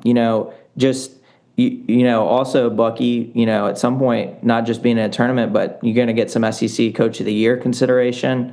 It's a complete team, and different role players are helping you each night. I mean, obviously, Aggie was, 18, 15, and 7 on Saturday. Marcus Hill, 15 and 3, he's just steady as can be. Deba popped off, right? Against Carolina, it was Clements. This game, it was Deba had 15. Rubens continuing to be a double-digit machine. He had 13 and 2. And then Pop Isaacs is one. I think he had 11 points. And then also as a guard, getting 6 rebounds is always eye-popping. So he's one of those. That's the mature guard. If he'd buy into that 6-man role and kind of come off the bench and be a heat-up guy, and I also like that he talks a little bit of smack. It gives us an edge. And he was chirping with the fans. And say what you will, it is kind of fun. And I enjoy that piece of it. So we got a deep roster. There's a lot to be excited about. You have star power. You have role players. And you have a style of play that not everyone's going to be accustomed to. And as we get later into the year, it just gets, a lot of times it can become half-court basketball. And it gets slower and slower. But I think with the way we play, we're going to be able to fight against some of that. Certainly you got to execute in the half court, but at the high level, we're going to get into some of these track meets and we're going to keep them there and we're going to win out in the end because we have more firepower. Speaking of Rashawn Agee, here's a note for you. He's the second player in the last 30 years to put up at least 15 points, 15 rebounds, and 6 assists in an SEC game. Al Horford was the other in 2006 versus Vanderbilt. So, like you mentioned, just talk a little bit about what Rashawn Agee means to this team. Well, I think forget the stats, forget all of that. He's kind of the heartbeat and emotional barometer for the team, right? And you can doesn't he just exude maturity? Mm-hmm. And right, he exudes this quiet confidence that every time he walks on the court, it feels like the guys know, oh, we got Agee. We're good. We're in good shape. We're gonna be all right. And just some of the hustle plays he made. He got on the floor a couple times. He was first to the floor. The relentlessness on the glass, the ability to what surprised me maybe is a little bit of his shooting ability. He'll knock down a 3 or 2 a game, which really stretches the court and allows Ryland, some of the guards, Marcus, Jakari to get downhill. And for lacking size, man, he really does a good job of clearing out space. Reminds me a little bit, I grew up in Memphis, so like Zach Randolph, he's got a little bit of Zebo in his game where it's like he just has this penchant for clearing space and this intuition for knowing where the rebound's going to go. And you cannot teach that. It's just inherent. I've played a lot of basketball. I'm a smart guy. But yeah, he is the heart and soul of the team. And man, aren't we glad he got granted eligibility? So it's been a massive win for us to have him out there, and really completes the team. Last question for you here, Mark. Talking to Mark French on the Buppies Catering and Bartending Hotline. Toughest stretch of the year coming up this week. You go to Alabama on Wednesday night, then you host number 19 Florida. They're probably going to move up in the rankings that come out later today. So what do you expect from these next 2 games? How much of a challenge is it going to be? And if they play well, man, could they go 2-0? Yeah, I mean, right now I think we're going into games with the expectation that we'll win every time. And I love that about Bucky. Bucky has this, for being such a young coach, man, does he just have such a presence, right? And this confidence that, hey, every time we walk onto the court, we expect to win. And not just win, we expect to play our brand of basketball and put our stamp on the game. I love that. Absolutely love it. It's like, always try to relate it to football for our fan base, right? It's like when you go in, you're like, all right, we're going to impose our will on this team. And they're not going to run the ball on us. We're going to, establish our offensive game plan. It's very similar. But I think in my mind, it's split these two. If we could somehow split these two, I'm going to be there Saturday night. So tell Luke if he wants to do a post-game wrap, let me know. Awesome, but let's do a split these two, and then the next stretch would be Missouri at Vandy versus Ole Miss at Oklahoma. If you could split these two and then go 3-1 in that following 4, you're going to look up and go, holy cow, forget about a 7-8 seed. What about a 4-5-6 seed? And so quad one opportunities, abound. And this team, I think, is poised to capture a lot of that. Really, really excited. So excited for Bucky. And the last thing I would say is, like I said last time prior to the Carolina game, this needs to be a sold-out arena, and people need to be getting there early because this team has a chance to do something very, very special, and especially in year one of a coach to go do this and capture that momentum. Let's go have a massive recruiting class and really see this thing take off and continue to be that high-floor program while also capturing some of that upside that's maybe eluded us and trying to get to an Elite Eight or Final Four. Absolutely. That's Mark French, former Texas A&M guard on the Buffy's Catering and Bartending Hotline. Mark, appreciate your time, and we'll look forward to talking to you next week.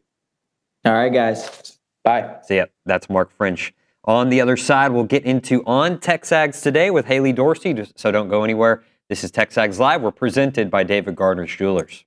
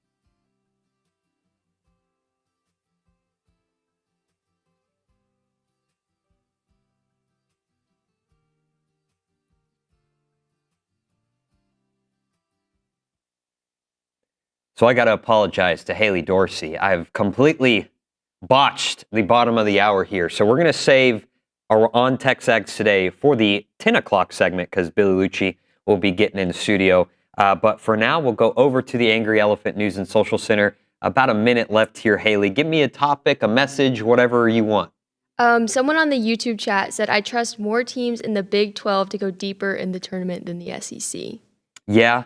Again, that's Luke probably could dive a little bit deeper on that, but definitely kind of a down year for SEC hoops in terms of, like, I guess, top to bottom strength. But, I mean, Bama's still a good team, even though they're not playing very well. We know Vanderbilt's good. Georgia's still a really good team. Like, nobody's going to want to play them come March. So it'll be interesting to see how things shake out. Still about a month and a half left of the regular season. So we'll be tuned into that. On the other side, 10 o'clock hour, it'll be Lunch with Liucci. Billy Liucci will be in studio here to talk all things Aggie hoops, Aggie football, you name it. So don't go anywhere. This is TexAgs Live. We're presented by David Gardner Jewelers.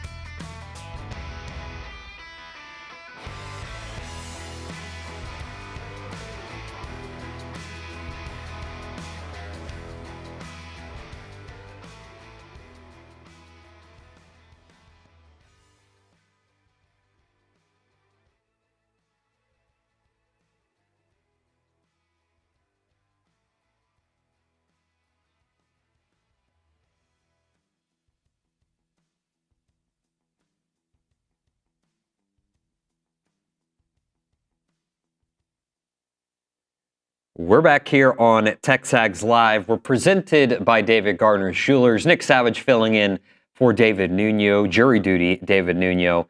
If he's not here by now, you're stuck with me the rest of the way. Billy Liucci will be joining us here shortly, but right now we're going to go back over to the Angry Elephant News and Social Center check-in with Haley Dorsey. She's got what's on TexAgs today. So Haley, take it away. Well, reminder, if you haven't already, it's a great time to become a TexAgs premium subscriber for full access to content on TexAgs. So today we have Kayla Gaither talking about softball's first year without Emily Kennedy since 2022. And then 5 thoughts from Luke Evangelos on Texas A&M's victory over Georgia on Saturday. And then later today, we have the coverage of the women's basketball game, insight to softball's opening weekend, and the AP poll drops at noon. So stay tuned to see if the Aggies are ranked. I think CBS Sports ranked them at number 24. So we'll see if we are. But should they be ranked? See, In everyone says opinion? don't rank us, but I think we deserve to be ranked. Yes, I think we do. Yeah. The thing about it is, like, does it really matter right now? Like, it's good to get the recognition, right? But again, I don't think Bucky or any of the players over there are losing sleep that they aren't ranked right now. So not worried about it. I want to check in behind the glass with Cade Bickham. And Cade, where do you fall on that topic? Where do you think Aggie should be ranked? Do you care at all? I would say, I think at this point it would be difficult for you to not rank them just because of how they've started in SEC play. I think 7-1, even against the lower standard of competition, you would say is still very impressive. There's other teams in the conference that have lost to teams that A&M has beaten. So I think that's impressive. But if they don't rank A&M this week, then I think if you split against Alabama and Florida, then next week you're definitely sitting in there for sure. How are you feeling, Cade, about the road trip to Tuscaloosa on Wednesday? Again, a Tuscaloosa team kind of been I would say streaky. They've been win-loss. They got their doors blown off by Florida this past Saturday, or Sunday, I should say. Did you see any of that game? Anything you're taking away from it? Again, really tough team. You don't want to face them in March, right? But yeah, it'll be a fun one for sure. I actually didn't see anything from that game. I'm going to be completely honest. I didn't know that there were any SEC games on Sunday this week, but I guess no football. That makes sense. There's nothing to compete with. I guess you feel maybe a little bit better because of how A&M played against Georgia, and so you know that your style is going to work against a team that's going to play a similar style like Alabama does. You're still, I guess, a little bit concerned about the rebounding just because of what Charles Bediako brings for the Tide. But also, and then you're also, I guess, worried about how they got beat by 23. So how are they gonna be pissed off and bounce back and respond in that manner? Yeah, good point. Tell you what we're going to do here, instead of listening to me tap dance, which is everyone's favorite, we're going to send it to some quality content, right? Luke Evangelos and his Read Report. We might get him on the show in a little bit, but he put out his Read Report on Friday evening. A good deep dive into some bracketology and some stuff like that. So here's a Read Report from Luke Evangelos. We're excited to be joined by an SEC basketball expert, Max Barr from Southeastern 16. Max, thanks so much for joining me, man. How's it going? Luke, thank you for having me.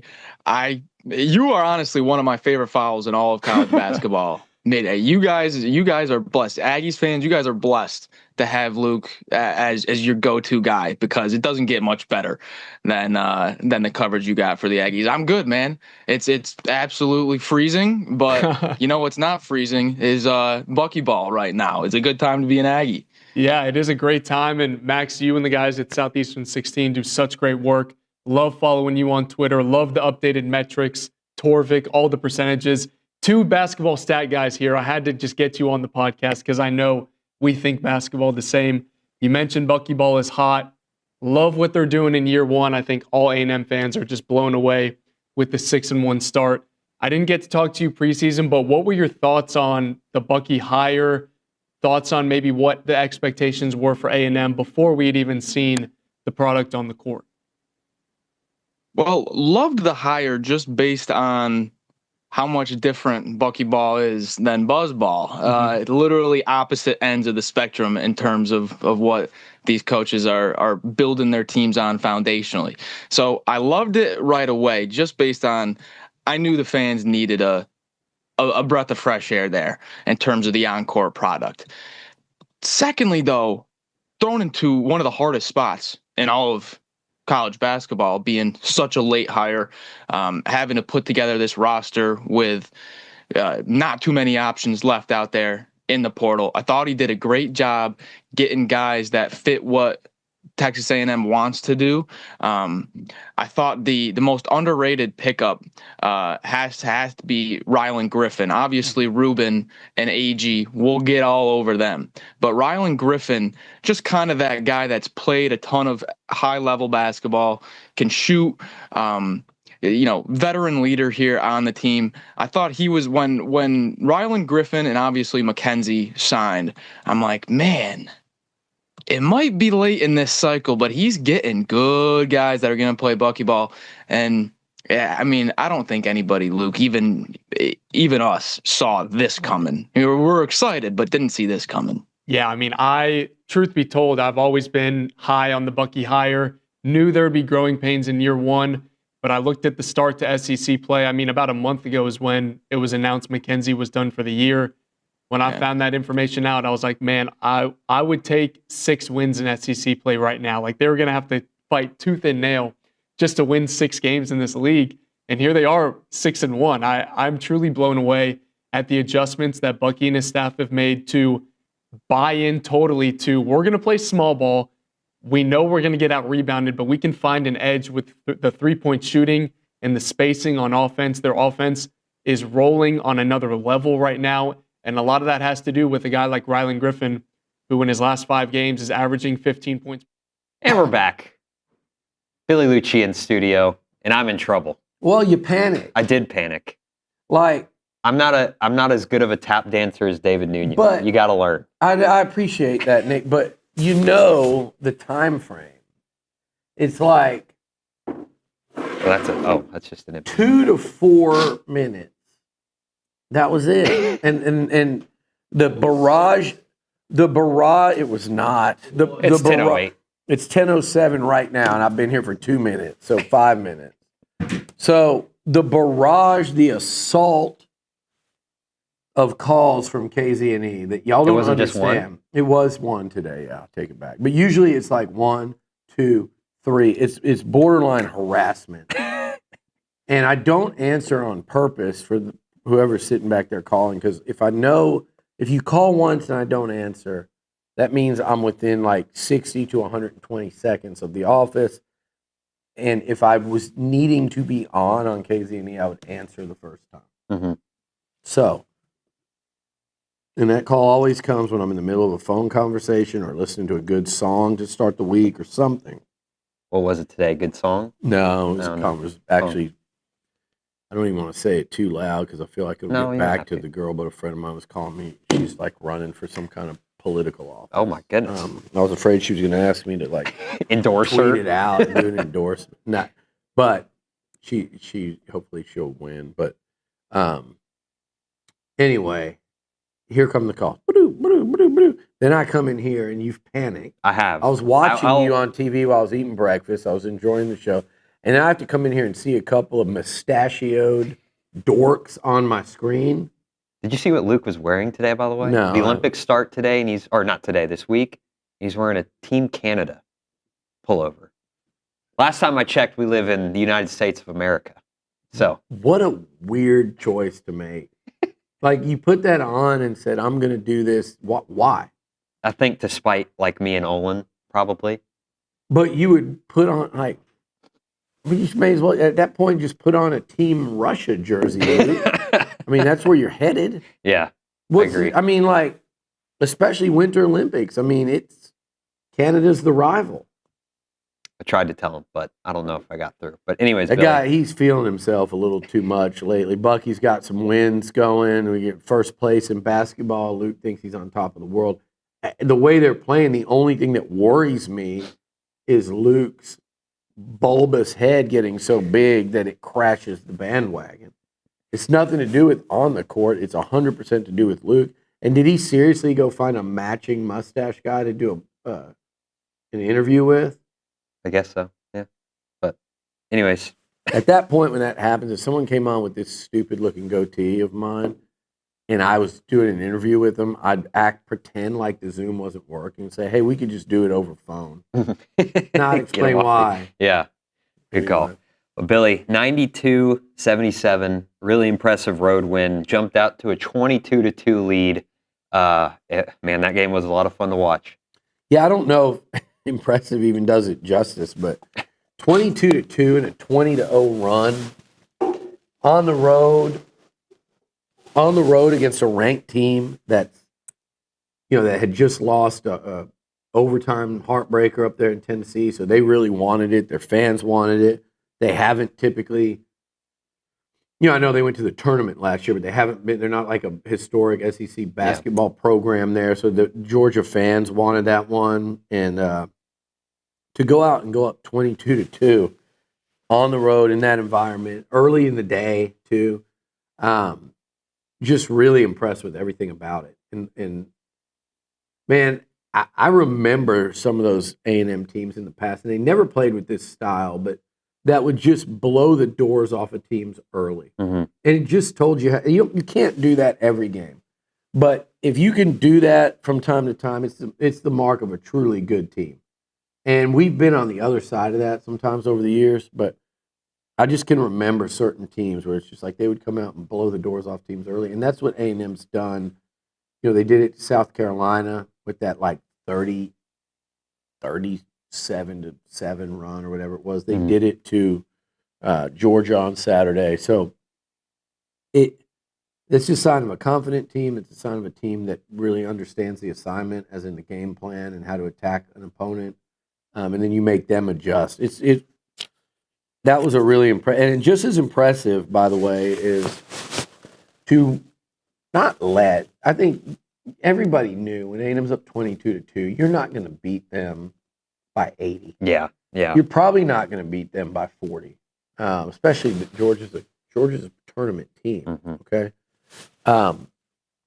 to let them whittle. And I say that Georgia fought back to let them whittle that lead down to 2 on the road with just under 12 minutes left, and then still get your bearings about you, or never lost their bearings, and just kind of hold it together and then win by 15. Mm-hmm. To go up 20, have them cut it to 2, and then go back up 15.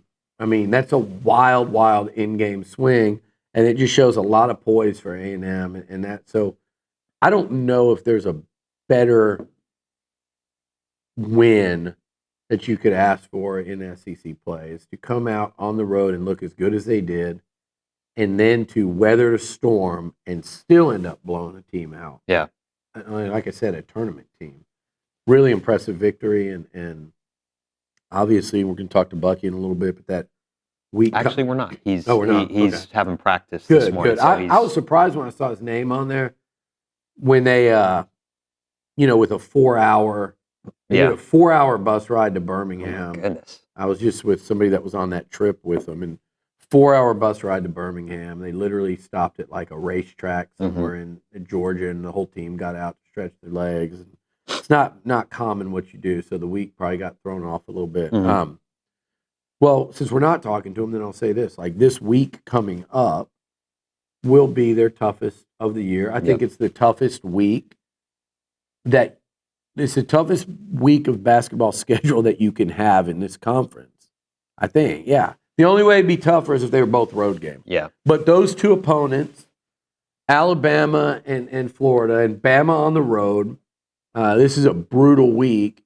Man, if you could get one of them, I think you're an SEC title. Like it legitimizes you as whatever the conversation, whoever it includes, it has to include A&M. Yeah. If you get one of these two, and I believe they can, and I know what Florida looked like, and if that scares you, then at least you can look at Alabama and go, well, I think in their last couple games, Bama barely beat OU, and then they just got absolutely throttled the other day. And if you're worried about Florida, I would say yes, be worried.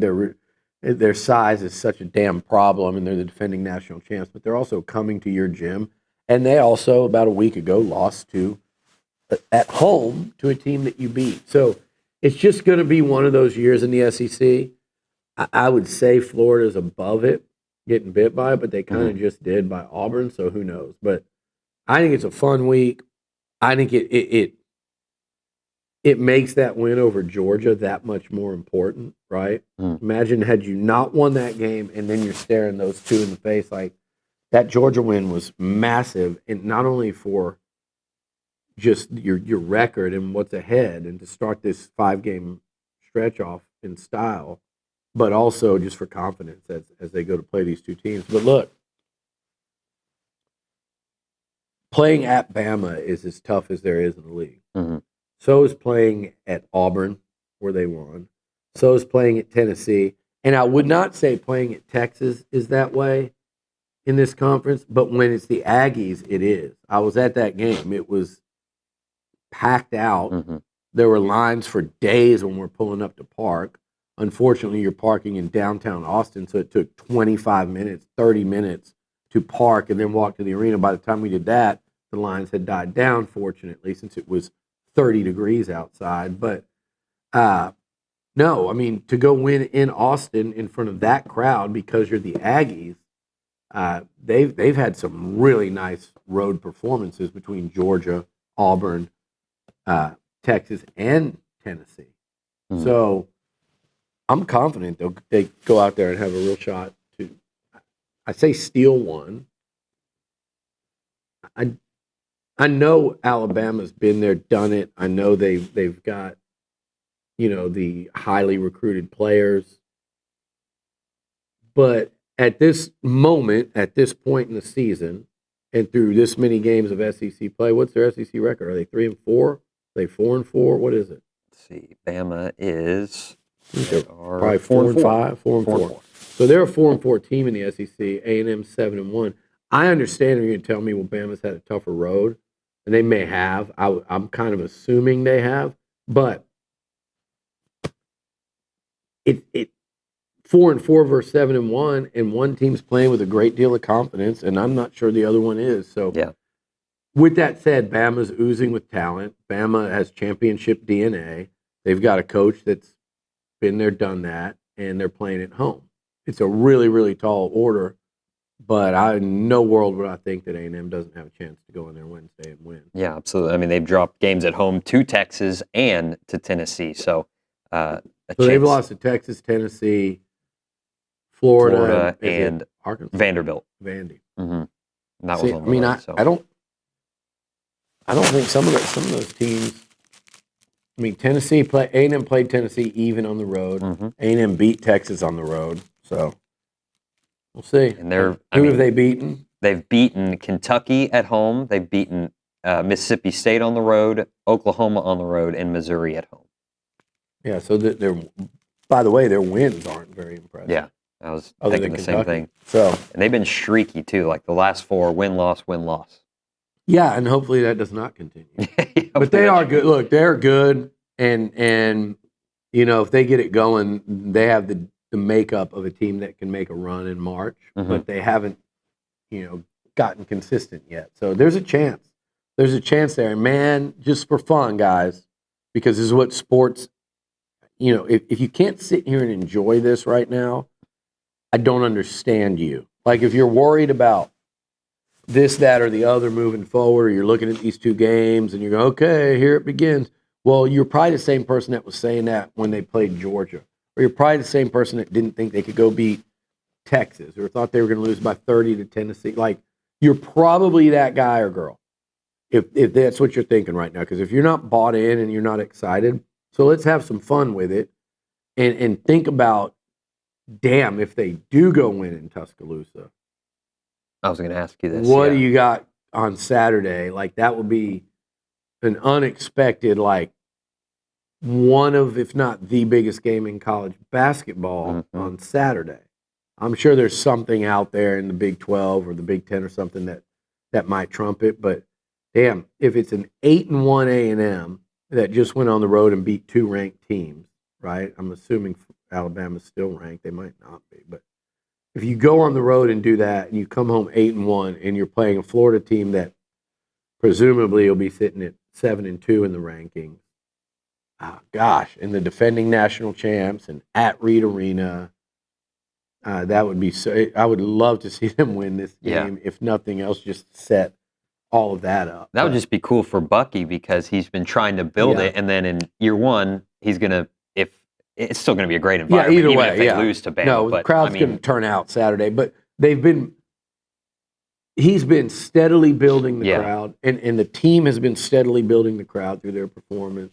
And I mean, either way, it's going to be crazy in here Saturday. But if they beat Alabama, man, what a showdown that will be against the Gators.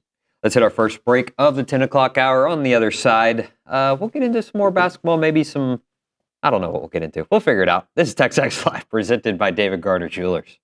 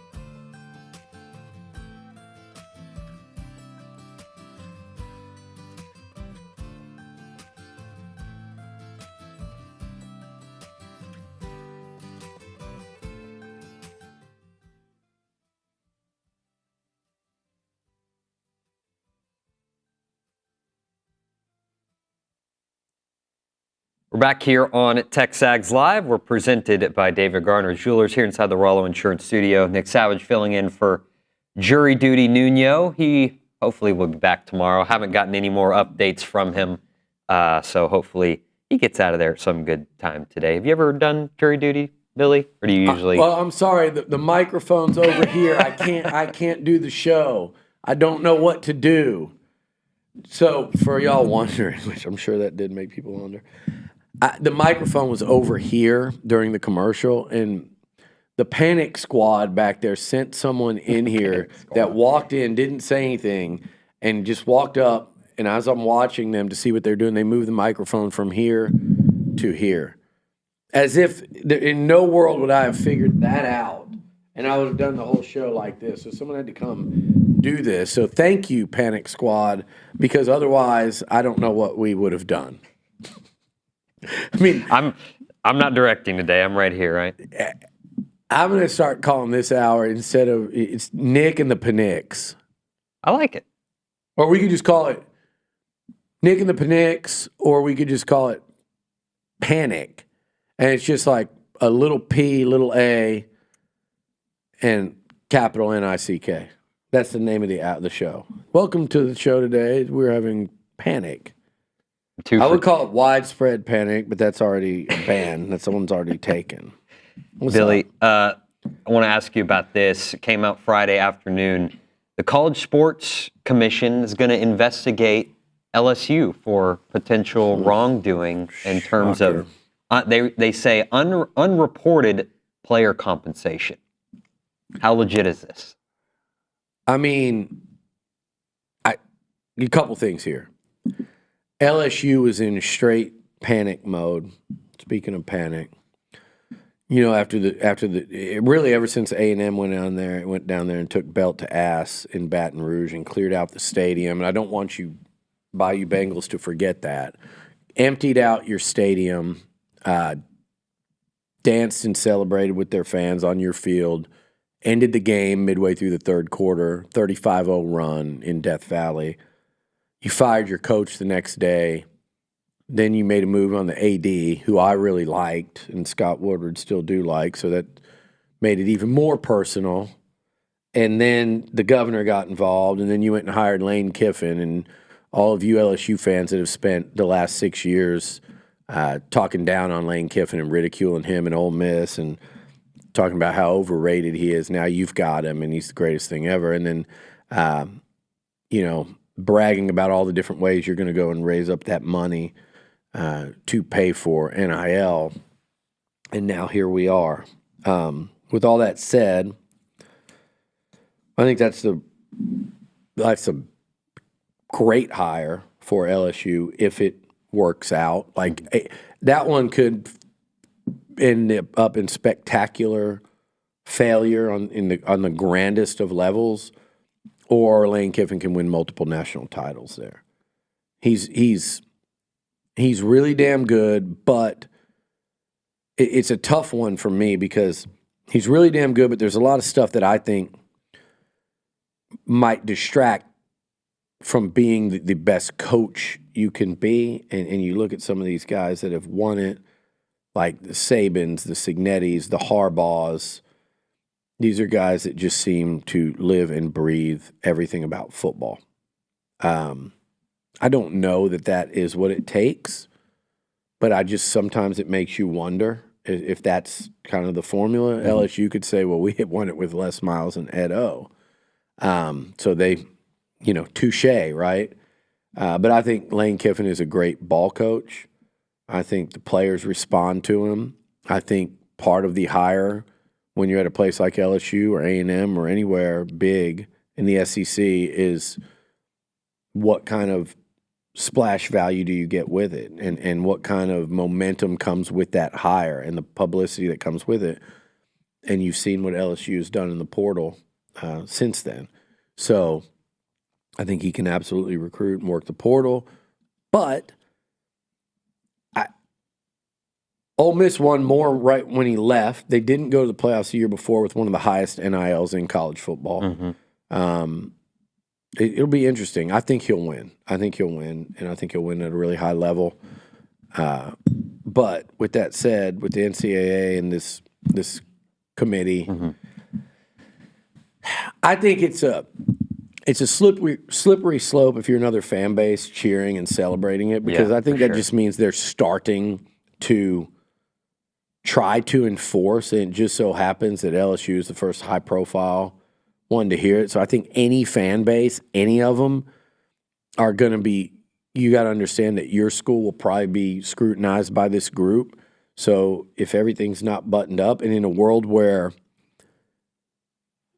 it's an ever-moving target, and so I just think, I don't think anything significant will come out of it, because I think it's too hard for them to enforce anything significant. And I don't think LSU will be the only team in the crosshairs, because I think they're going to just be on the move across college football, trying to find these things and publicly find ways to deter programs from doing what they're accusing LSU of doing. Yeah. But I don't think that group is really carrying the sledgehammer. Yeah. I was about to say, they need to be able to make a big change. Yeah, they can't. I mean, me and OB kind of talked about it earlier. It's like, how do you tell someone that, they can't make X amount of money or fair market value, all that mess? Like, it's all, and it just opens up for more lawsuits, right? That the NCAA is probably going to lose. Yeah, but there are still ways that you could, break rules. Yeah, absolutely. Absolutely. And it sounds like they believe LSU did. We'll see. All right, we'll hit a break here. On the other side, get into some basketball talk, maybe a little bit more football talk as well. You're listening to TexAgs Live. We're presented by David Gardner Jewelers.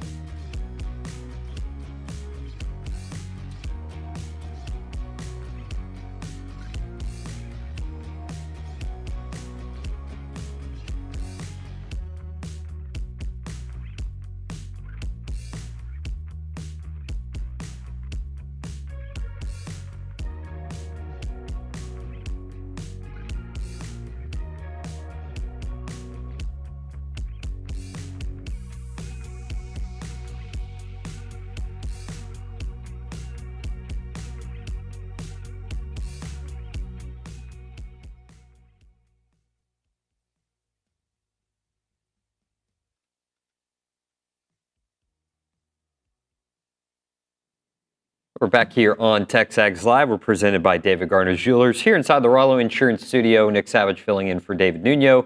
Here with TexAgs co-owner and executive editor Billy Liucci. And Luch, we're going to talk a little bit of Senior Bowl that happened over this past week. Number of Aggies there and number of scouts there checking them out. I know you got some intel, so just a few takeaways from you on what you saw out there. Yeah, and we talked about during the commercial, an interesting Twitter exchange. I'm looking at SEC Mike's season records that he's predicting. He's got A&M falling back to 8-4 with losses on the road to Bama, on the road to LSU, on the road at OU, and to Texas. I think that's what a lot of people will do. I think the Aggies will get one of those road games, and if not, 2 of those 4 games. So I said it was just too easy. That's just kind of chalk to go that way. Yeah. Oh, they'll lose their toss-up road games, and they'll lose to a higher-ranked Texas team at home. I don't think it goes that way. So in one of the rare instances, because we're doing the podcast later today, Amanda and I, she actually said I'd go 9-3 or 10-2.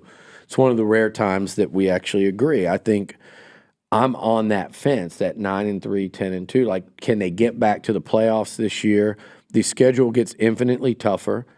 I think if you put a similar caliber team on the field that went 11-1 last year on that schedule, I think 10-2 or 9-3 on this schedule. I think you have to put a similar.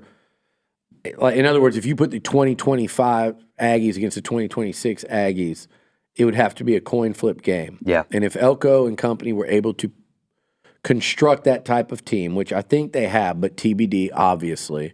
But if you could do that, then I think on this schedule, you're looking more at like a 10-2 or 9-3 versus the 11-1. So a lot of questions there. What I said is I'm on that same fence. I said borderline playoff team hinging on, we all know everybody has more than 3 things, but the top 3 for me are a rebuilt O-line, a revamped pass rush, and the new OC, Holman Wiggins. Yeah. Those 3 things we have to go check, check, check. If you do that, I think this team returns to the playoffs.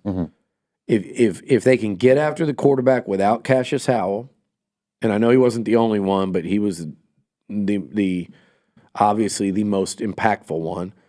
If you can do it without Cassius Howell, if you can block as good or better than you did last year, and remember, they went and took 3.5 SEC starters to go with 1 returning starter, but also with several guys that have had a year or 2 years in the program, starting with Ivy and Borden at the top in terms of having 2 years to kind of get ready to play. And then you've got some younger guys that were freshmen last year that impressed. That whole group, can you go out there and field an O-line that's as good or better? I feel like they can, honestly. If those things happen, then I think this is a playoff team. And that, look, everybody talks about Marcel, and I do too, but I think it's like, can Holman Wiggins get more out of Marcel in terms of just being a true star quarterback than Klein did? Yeah, and I don't think I know you're just. I'm not going to say he's going to do that because it's just kind of a wing and a prayer, or it's like a wish and a hope right now. But there were some areas left to be desired last year in Marcel's game when he was otherwise at times brilliant. So can Holman and this new staff get him over that hump, because he was almost there last year. Yeah. That's what people forget. He was almost there last year. Yeah, that's an interesting – like I know SEC Mike put out his OC rankings, right? And he put Holloman as like you can't rank him because you don't know anything. But I feel like that's kind of an underrated – I mean, it's early in the offseason, so there's plenty of time to talk about it. But what's the offense going to look like with Holloman Wiggins, right? Like that's going to be a really interesting storyline for me to see in the spring and, into the offseason. Absolutely. But Senior Bowl. Okay, yeah. Yeah. Senior Bowl, I think. Well, just say Senior Bowl and the East-West, just kind of Shrine Bowl, the yeah. entire All-Star circuit. Bowl circuit, All-Star circuit here recently. I would say the guys whose stock went up the most in maroon and white, Tyler Onyedem. I'm just listening to some of my scouting people. One of them has told me, T.O. absolutely cooked at East-West and said he's going to go day 2. Wow. Which would be something. But he had a hell of a week. I think that Nate Borkature, they felt like, the people I talked to felt like was the best tight end there. So I don't know the strength and quality of the tight ends, but they certainly said Borkature's stock was up, no question about it. And then, they loved interviewing Borkature and Zune were guys that really helped themselves in the one-on-one setting and talking ball with these guys. I think Crownover is the other guy. I think Nate, Onyedem, and Crownover were 3 who really helped themselves. And I know it was out there a lot about Crownover at the Senior Bowl, but just talking to the people that I talk to regularly, they felt like he really helped himself as well. And that's not a big surprise. And then I think when he goes and tests, he might help himself even more at the combine. Mm-hmm. So Crownover is a stock up lineman in the eyes of the NFL right now, which is good for him. And then, Scooby was out there a lot. He practiced for like one day, turned heads, and then he's done. Like, I just wonder sometimes if he just gets it. Like, you're so talented. Now, he weighed in, I think, at like 217, which is, that's barely bigger than the safety size. Mm-hmm. But I don't, it's always, something's always kind of kept him from being available. But when he plays, he's really flashes and looks good. And they said even the day that he was out there, he looked pretty good. So he's a guy with a chance, but you got to, I think, kind of get out of your own way there. Mm-hmm. Zune got hurt at the Senior Bowl and tried to practice hurt, and that wasn't going well for him, so he stopped. I'm not worried about Zune. I think he'll get back on it and continue from here on out. You'll see his stock start to climb. Mm-hmm. The guys that I'll be interested that really need to help themselves between now and draft time to me are York, who made the decision to turn pro. To each their own in terms of timing. And again, like I said, I think maybe the NIL ask versus value, the reality, or just like, hey, we're not probably on the same page there. Mm-hmm. And the decision was to go pro versus go play somewhere else. Good on him, but I hope it works. But like Torian, or Majay Reed Adams, I think, you haven't heard a lot. They didn't do much, was it Cassius and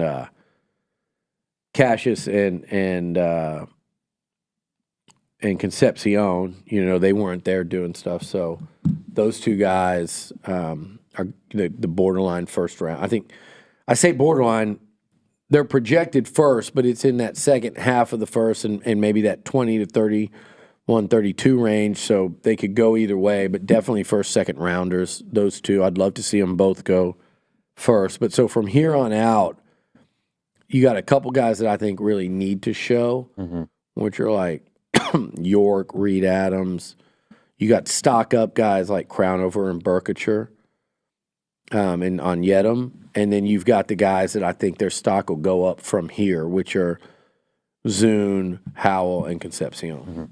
Perfect. We'll hit a break here. One final segment on the other side with Billy Liucci. This is TexAgs Live. We're presented by David Gardner's Jewelers.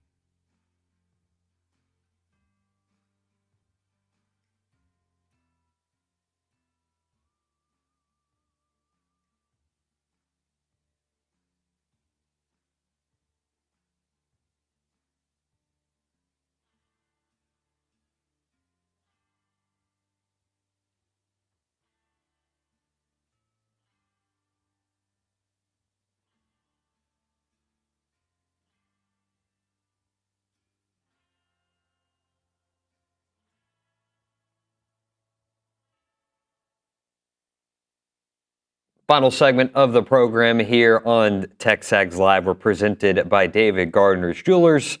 Rollo Insurance Studio, Nick Savage filling in for David Nuno. Hope to have him back tomorrow. Haven't heard from him after his 8:40 a.m. update. He said they hadn't even started at that time. They were supposed to get started at 8, but, you know. I can't imagine formal Nuno. Do you think he would say something to get out of it, or he's I plan to uphold the law? Yeah, he's by the book. Yeah, man. This guy's going to be out for like 3 weeks. He's a prime. Like they're like, this is our guy. This is what if we could get 12 of these people for every jury. Like this is he may end up volunteering for it. That's a great point. Yeah. So you might be stuck with me tomorrow, but I doubt it. We'll see. But Billy, last segment here. Just want to get back into a little bit of basketball. Talk a little bit about Rashawn Aggie, second player in the last 30 years to put up at least 15 points, 15 rebounds, and 6 assists in an SEC game. Well, that's impressive enough. Yeah. And then you hear about who the other. Yeah, Al Horford. Yeah. So. Yeah. 2006. Really impressive. Aggie's been incredible. I love this team from the standpoint of, Ali Deba, Saturday, what he's doing, and then, the game before it was Zach Clements, and, you see Pop Isaacs getting better and better. Jakari Lane, like these guys, like you just don't know, Rylan Griffin, just the way he just went off against South Carolina. You just don't know who it's going to be, just that just goes off. And then, right there in the center of it all is Aggie, who's just Mr. Consistency. And not consistency, but like consistently great. Yeah. But it's all of them. It's a couple of dunks, down there in Austin from an unexpected source. And, going home and, getting a little payback there. You just don't know where it's coming from. It's a true team concept right now, and it's really, really cool, really fun to watch. Yesterday, it was Clements the game before. Yesterday, I'd say it was Marcus Hill. So again, you just don't know where it's coming from, and they're all ready to step in and do what they need to do at any game, at any point in the game. It's beyond impressive what not just Bucky, but his whole coaching staff and that team are doing. Absolutely. I did want to say a little something before we go. I've got a good friend of mine, and I don't want to say his name because I don't, you're respecting people's privacy, and I don't know, how that goes. But 30-year good friend of mine's very sick, and I just want to tell him we love you. He's a great Aggie, and for those that know, obviously no one knows, but one of my he was a friend prior to that, but one of the very first people to help me out in this business and help get me information like within the program and recruiting, and then introduced me to just one of those people like so many of you guys that loved recruiting and loved the Aggies and really went out of his way to help introduce me to people. This is 30 years, 25 years ago, whatever it was, to introduce me to the right people, the right donors, and then some of those people help spread the word about what I was doing. And goes back even further. That goes back when I was writing a little once-a-week article for Aggies Illustrated magazine. So just a great friend, great person, wonderful wife and son. And I'm just telling you, this today, probably, I'm not saying no one else could have done, but this with what we have, it traces all the way back to if I didn't have someone like him helping me out, and then the other Aggies on that very front end of it, if it wasn't for them, this wouldn't be, because I would have gone and gotten a quote-unquote real job, and I would have gone and used my ID degree, but those people helping me out early on, especially him, and then the first group of people I met through him, it's like, okay, like, I could see this working. And I always joke because, like, I've never used my degree from A&M, but nothing I've done would have ever happened had I not gone to A&M, had I not been an Aggie. So, like, while I never used an ID degree, which maybe I got a few friends that have done really well with the degree, but at the same time, like, it was about coming here and getting a ring and doing and graduating from A&M and being an Aggie, why this is, and he's like a perfect example of that. So I just, sometimes you wait and don't say so. I want to say that now. So anyway, cheers. You know who you are. Yep. We'll be praying for him, Billy, and thank you for joining me today. That'll do it for TexAgs Live here on a Monday. Hopefully David will be back tomorrow. Thanks for watching and listening. This is TexAgs Live, presented by David Gardner Jewelers.